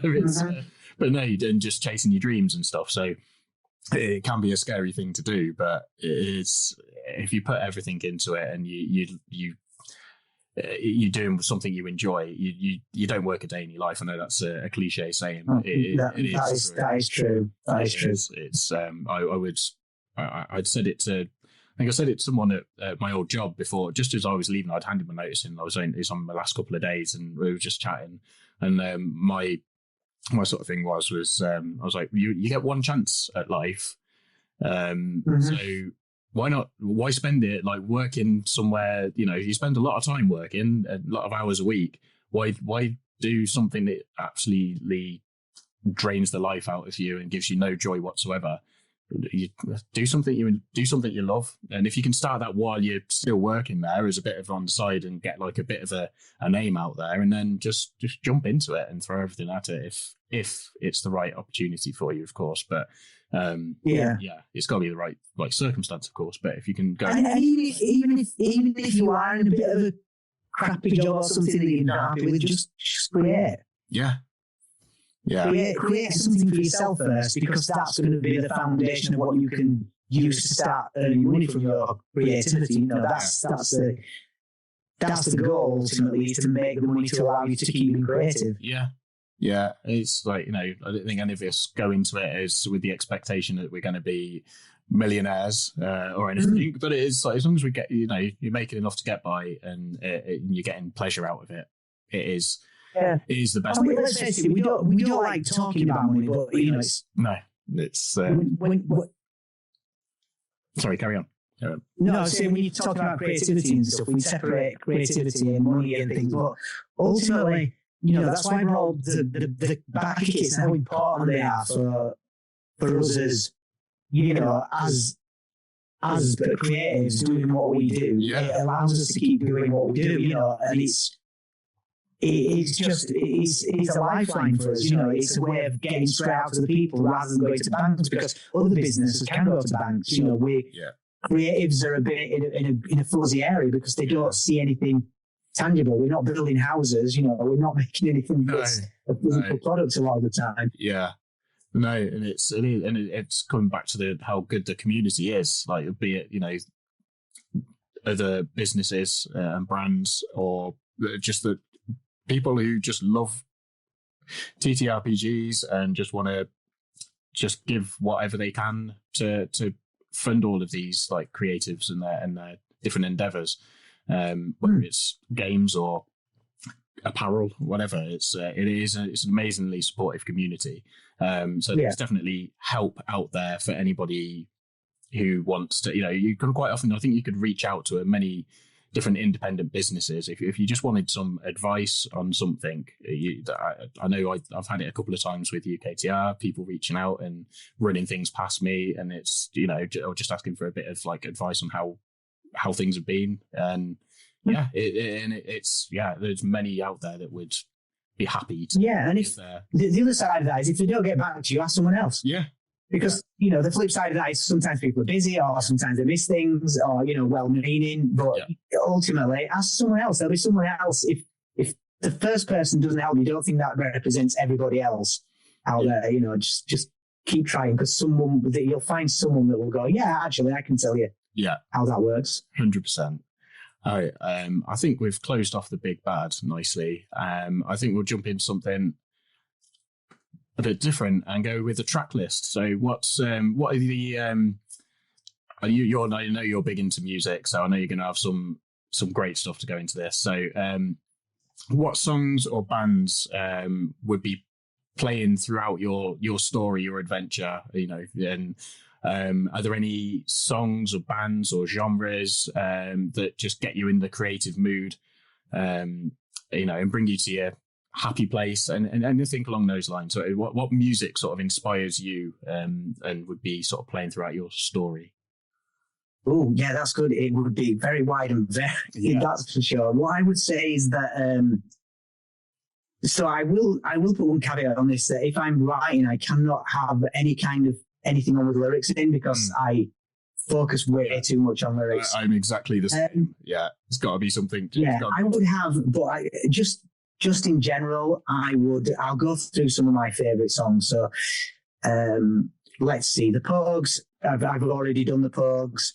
I would probably go with, let me just think, what would I go? I'd go with I Am the Resurrection by the Stone Roses, because they were a massive band when I was a kid for me. And plus it has a really mad several minute guitar bit at the end of the song, which is what we were getting in songs around that time. What else would I go with? Talking Heads, specifically Life During the Wartime. I love that tune. It was almost the one I chose for walking into the tavern. Let's go a little bit cheesy. Let's go Led Zeppelin, not Stairway to Heaven. No, let's go Whole Lot of Love by Led Zeppelin. Oh, Black Dog. Black Dog might be a good one to go with as well. Jeff Buckley. I'd have a song by Jeff Buckley called Eternal Life. They're all getting steadily heavier at these songs. Well, you were into the rave scene at one point. I seem to remember you saying. Yeah, but you know what? That was for dancing. I don't really. I like Left Field, so I've got a few bands that I like. So I love Left Field, and funnily enough, I like one of the songs I really love by Left Field is Open Up, which has got John Lydon in it. So there's a punk. There's a punk. There's a hang back to the punk thing in that one. Idols, love Idols at the moment. Fontaine's DC, they're probably my big bands at the moment. There's way too many. There's way too many. I mean, I love people who have such like an eclectic taste in music as well, and it's like, especially like a lot of people will look at, someone like me who's like, beard heavily tattooed and stuff, and just go, I just listen to shouty stuff. And it's like, I listen to a lot of different stuff. I love a lot of acoustic stuff, and more atmospheric sort of instrumental things as well. And it's, my old band, although it was like a heavy metal band, we had a lot of orchestration in the backing tracks and stuff as well. So just, it's... I didn't mention the Clash. That was ridiculous. I'm trying to think of what Clash song I'll tell you what Clash song I'm listening to a lot at the moment, and it's really cool because it's Straight to Hell. Okay. But it's also the song that MIA uses on, I don't know the name of the song, but there's like a female rapper that uses the song as well. I think she's Iranian, but she's based in the UK or something. But it uses the Clash. It uses a Clash sample, so I love that one. But yeah, anything by the Clash. Specials. Rudy Can't Fail is one of my... I love that song. I mean, I'm just... Know Your Rights. So someone just said the Clash, Know Your Rights. I absolutely love that tune. I'm just working out what the sort of licenses with that at the moment, because there's literally Know Your Rights has... you have the right to free speech, providing you're not dumb enough to actually try it. You have the right to food money, providing you don't mind a little interrogation, investigation, and a bit of rehabilitation. And I forgot what the third right. You have the right not to kill, unless you are a policeman or... I can't remember the order of the rights. Someone's going to correct me, but those are the three rights. You have the right not to kill, you have the right to food money, and you have the right to free speech unless you're dumb enough to actually try it. Yeah. That is an absolutely amazing call for a tune. Yeah, I know.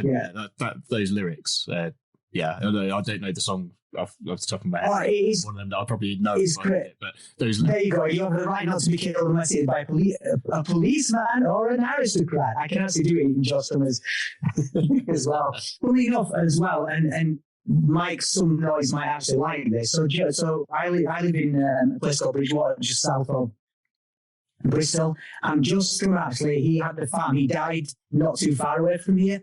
But we have a place called the Engine Room in the centre of this town. And it's a film studio. And when you go in there, it says this film studio was paid for by Joe Strummer and the Mescaleros. So he actually funded a film school in my town. Which is, I just feel so proud to live here. It's just absolutely fabulous. Oh, that's amazing. I love that. That's just cool. Yeah, I got a photograph of. Yeah, I will actually, as part of this, I will put it on my Instagram or something as part of The Punk Is Dead. Or actually, I've got a photograph of it. I'm going to put it in the book. I was going to say, I might as well put it in the book. Yeah. It actually belongs in, because Joe Strummer is. He's kind of a hero of mine. He's such a cool guy. He had everything. I mean, there's just a gazillion Joe Strummer quotes that are just the best, and the songs, and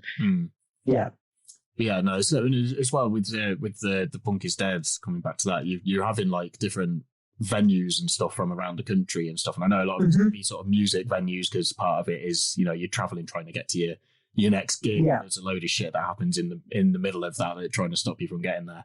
But they're taverns. Yeah, but yeah, exactly. But it's having something. Do you think, like, with because it's associated with Joe Strummer, and that, would it having that building in there? You think that would be something? I know it's not like a venue as such, but it's like a cool piece of trivia. And yeah, I'd probably put it as a cool piece of trivia, because, to be honest with you, we don't have any decent players. That's as cool as this place gets, because, I mean, we've got a nightclub called the Palace. I would never want to go in there, because it's a zoo. I played in Bridgewater on we did a tour with another band, and we played a gig in. There's an art centre. It was a venue. It was like a. It's weird. It was like a big sort of old style pub, and then out the cobblestones. That's it. And out the back, there's like a separate building that's like a venue sort of room. We do have a gig venue. Right? We have the cobblestones. We also have the Macmillan Theatre as well here, which is just outside the town. But I mean, I don't. You generally get people like Russell Kane doing their warm up. Oh, okay, yeah. Tours and things. Yeah. We get them while they're still practicing their jobs. Yeah. But that's about it. So yeah, the venues are going to be cool as well. I mean, I put a post up on the back of it about venues, and we got so many amazing suggestions. And some like, put some on. There's a lot of nostalgia in there, which I really loved. And we got some new ones as well. We got some. Obviously, we can't just say, it's things from the 70s or 80s. People are still going to clubs that will play, music. They're dark, they're dingy, they're sweaty, they've got sticky floors. They still exist. Yeah. So I know it's harder and harder for clubs to survive and kind of music venues to survive, but yeah, go and watch some music as well. That's another message. Yeah, absolutely. So, because I mean, I spent, I've been in bands since I was 17, 18. I'm now like 38, and I'm still sort of on the fringes of being involved in music and bands and stuff. So it's, the music scene is, and venues and stuff, I couldn't count how many different venues I've been to across the country, and some that aren't there anymore for financial difficulties and things. But go out. A lot of people say, "Oh, there's no new music and stuff," but there's an absolute. There's a whole underground independent scene. If you go to any local venues and that has music on, live bands and stuff, highly recommend going to them, because there's I mean, just at least from my side within the metal scene and stuff, so many great venues, so many great bands that are emerging, and I've been fortunate enough to like play with a few that have now got signed and doing world tours and things, and it's the next big thing. You make the difference, don't you? Yeah, you make the difference in bands. Yeah, the next big thing is out there. You catch them while you can go and see them for like a $5. Yeah.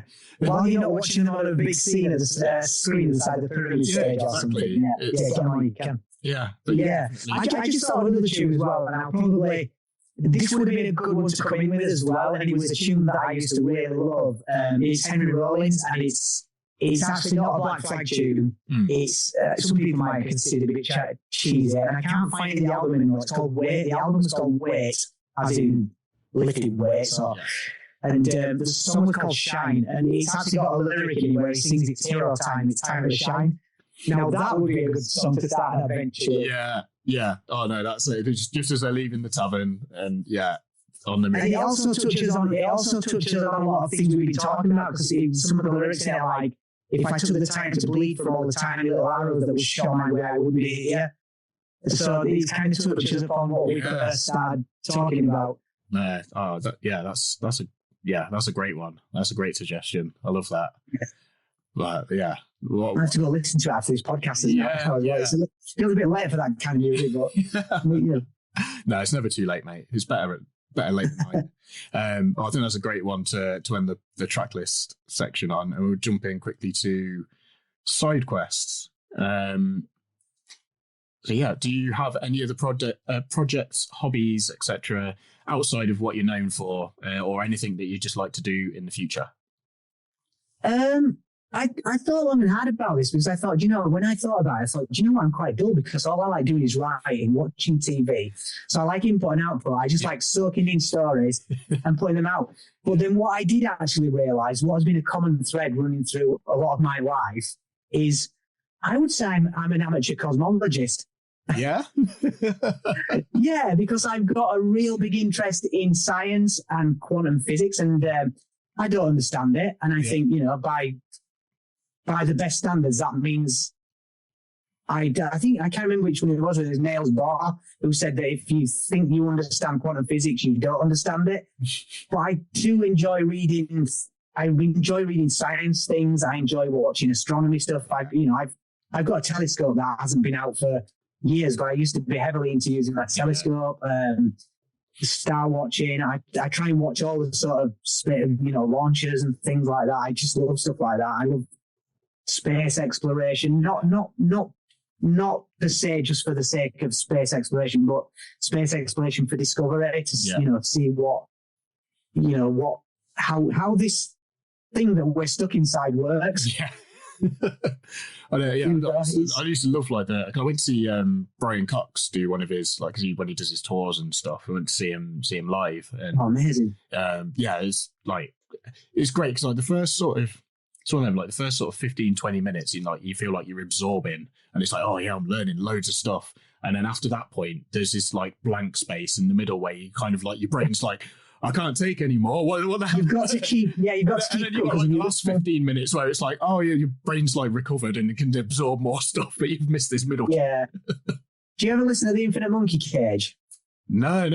What's that? Oh, that's worth picking up. So that's Brian Cox, and it's a long-time friend of his. I've forgotten his name, another comedian. But they do a thing where they get scientists and comedians on and they discuss serious things, but in a light. It's like Have I Got News for You, but for because I know space nerds. He did a TV series. I think it used to be on like annually, but with, is it Dara O'Brien that he does? Yeah, he did Star Watch or something. Yeah. Well, I'd suggest I think they're more frequent, and you can get them on the BBC Sounds app, all the Infinite Monkey Cage. Yeah.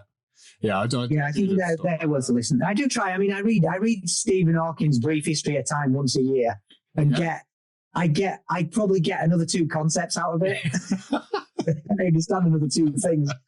Yeah, but I've forgotten the previous 2 that I read. So it's funny enough because about 5 or 6 weeks ago I read it again, and I really concentrated on one of the quantum physics bits, and I really got it, and I went, oh, I had a eureka moment. Yeah. And then I started trying to explain it to my daughter when we were on a walk in the Great Woods, and I just brain farted.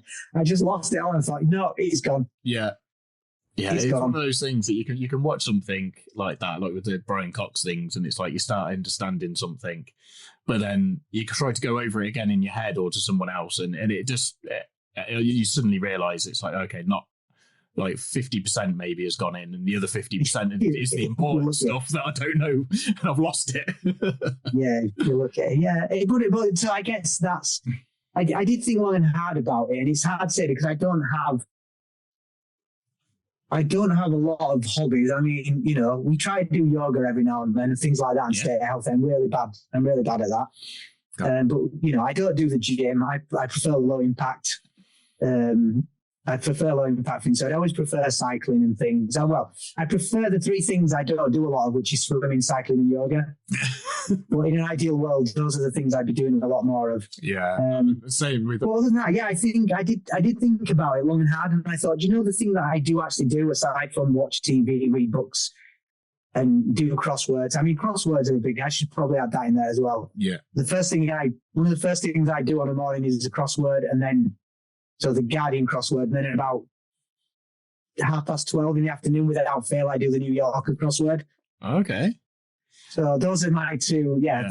It's funny because you don't think of them as being constants or hobbies, but when you actually look back and go, actually, I do that every day. It is a constant. Yeah. In my life. And my parents are the same. That's one of the first things they do. They go out, get the papers, and come back, and they all sit and do the crosswords and with a cup of tea and coffee. And Well, I like doing them online because I make too many mistakes.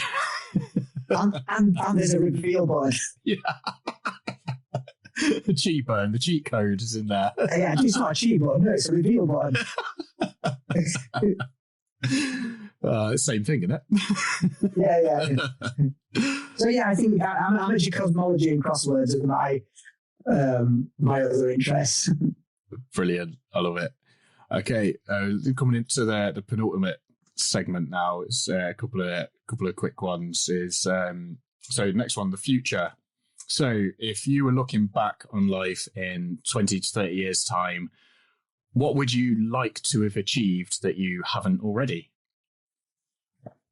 That's a good question. I haven't actually thought about this one whatsoever, so whatever comes out now is going to be interesting to both of us. What would I like to achieve? I would like to still be writing. I would like to have a lovely little house somewhere with Sarah, probably somewhere abroad. I don't know. And just carry on being creative and I guess inspiring other people to be creative as well. I'd love to just do that. I don't want to be rich. I want to have enough money to live. I just want to live somewhere where I can get up in the morning, admire the views, go for walks, and does that sound a bit dull? No, I think that's idyllic, and I think that's I think that's perfect. I think that's what a lot of us probably do want. It's having just a nice little little place in a nice part of, be it this country or another one, and just being able to just still be creative in your own way, inspiring others along the way as well. And I think that's perfect. I love that. Finally, on that, because I think that's just perfect for that. This section just called the encore, and just big yourself up one last time before we finish up. So where can people find you? Any upcoming events, anything like that? Just let us know what you've got going on, because I know you've got a really busy year and you've got loads of exciting stuff going on. Yeah, I can tell people where they can find us. So just a shameless plug first. The place people can find me most of the time is checking the Kickstarter, the Back It Kit page to see how we're doing. So if you want to go on there, there's also a button that says Back It if you haven't already done. That'd help make my smile a bit bigger, and it'll also help us add more to the book and do more things, and So we're going to be we're heading out to the States. The start of March, next Friday, we head out there to Gamma. So if there's anybody from the industry who wants to meet, then that is an industry one. We'll be in Louisville, or if anybody is in Louisville, then you can send us a message somehow, and we'll meet up and have a chat with you, have an old fashioned. Then we're back for a few days. Then we're doing PAX East. So again, anybody in the States, if you want to come and see us and you're in the Boston area, we will be at PAX East. Then I'm taking April off to get everything ready for Punk is Dead to start from filming. And we'll be finalising Be Like a Cat as well. We're then at MCM London in May sometime. We're then at UK Games Expo. Yeah, it's late May. And is that end of May? Yeah, I think it's 31st of May and then 1st, 2nd of June, I think. Yeah, there'll be a few more. We're doing another American Origins. We aren't forsaking the UK. We're doing some UK gigs. In fact, if you go to our website, criticalkit.co.uk, there is actually on the top bar, there's a rock and roll star link. And if you click on that, you can see all of the conventions we do. We're doing MCM Birmingham. We're doing Tabletop Scotland. So we're doing PAX West in Seattle. This may be the most stupid thing I've ever done. We're doing PAX West in Seattle. Sometime around September. We're flying straight out of Seattle to Edinburgh to do Tabletop Scotland. So I remember you having a live almost conversation about that. Someone mentioned Tabletop Scotland, and you were like, "Yes, it's the same week or something that we get back from." If you want to, we've also tried to book football as well in the middle of all this. So we'll see if we can do that. But yeah, if you want to come and see what jet lag really looks like, head up to Edinburgh in September, because I'll be literally getting up on a plane and trying to sell games in a completely different. It will be the middle of the night for me. So that's it. If you go on our website or follow us on Instagram, Cricket UK, I generally post where we're going to be then. We're always happy to listen to. We'll be at Essen in Germany as well sometime, whenever that is. But anybody that wants to come and anybody that's got any ideas of places they think we should be, just let us know through our social media, and we'll always look into conventions, see if they're a good fit for us, and we'll bring what we've got to you. Amazing. But yes, Tim, thank you so much for your time and for coming on the very first episode of the Crits and Pits podcast. I hope everyone You're welcome, man. I do. Anytime. It's been good fun, and there's definitely a few more bands and songs that I'm going to be looking into after this when I replay through it all. Thank you so much. Thank you to everybody who's listening live or listening on a view on demand, or listen on demand, wherever you're viewing this after the facts. Yeah, thank you so much. If you're enjoying it, hit like and subscribe on whatever you're listening to it on. That would mean the world to us, and we'll be hoping to do a few more of these, make it a regular thing throughout the year. We've got a few more exciting guests lined up, thank you so much. And once again, thank you, Tim, and thank you, everybody. Thank you. We'll see you soon. Take care. Bye-bye.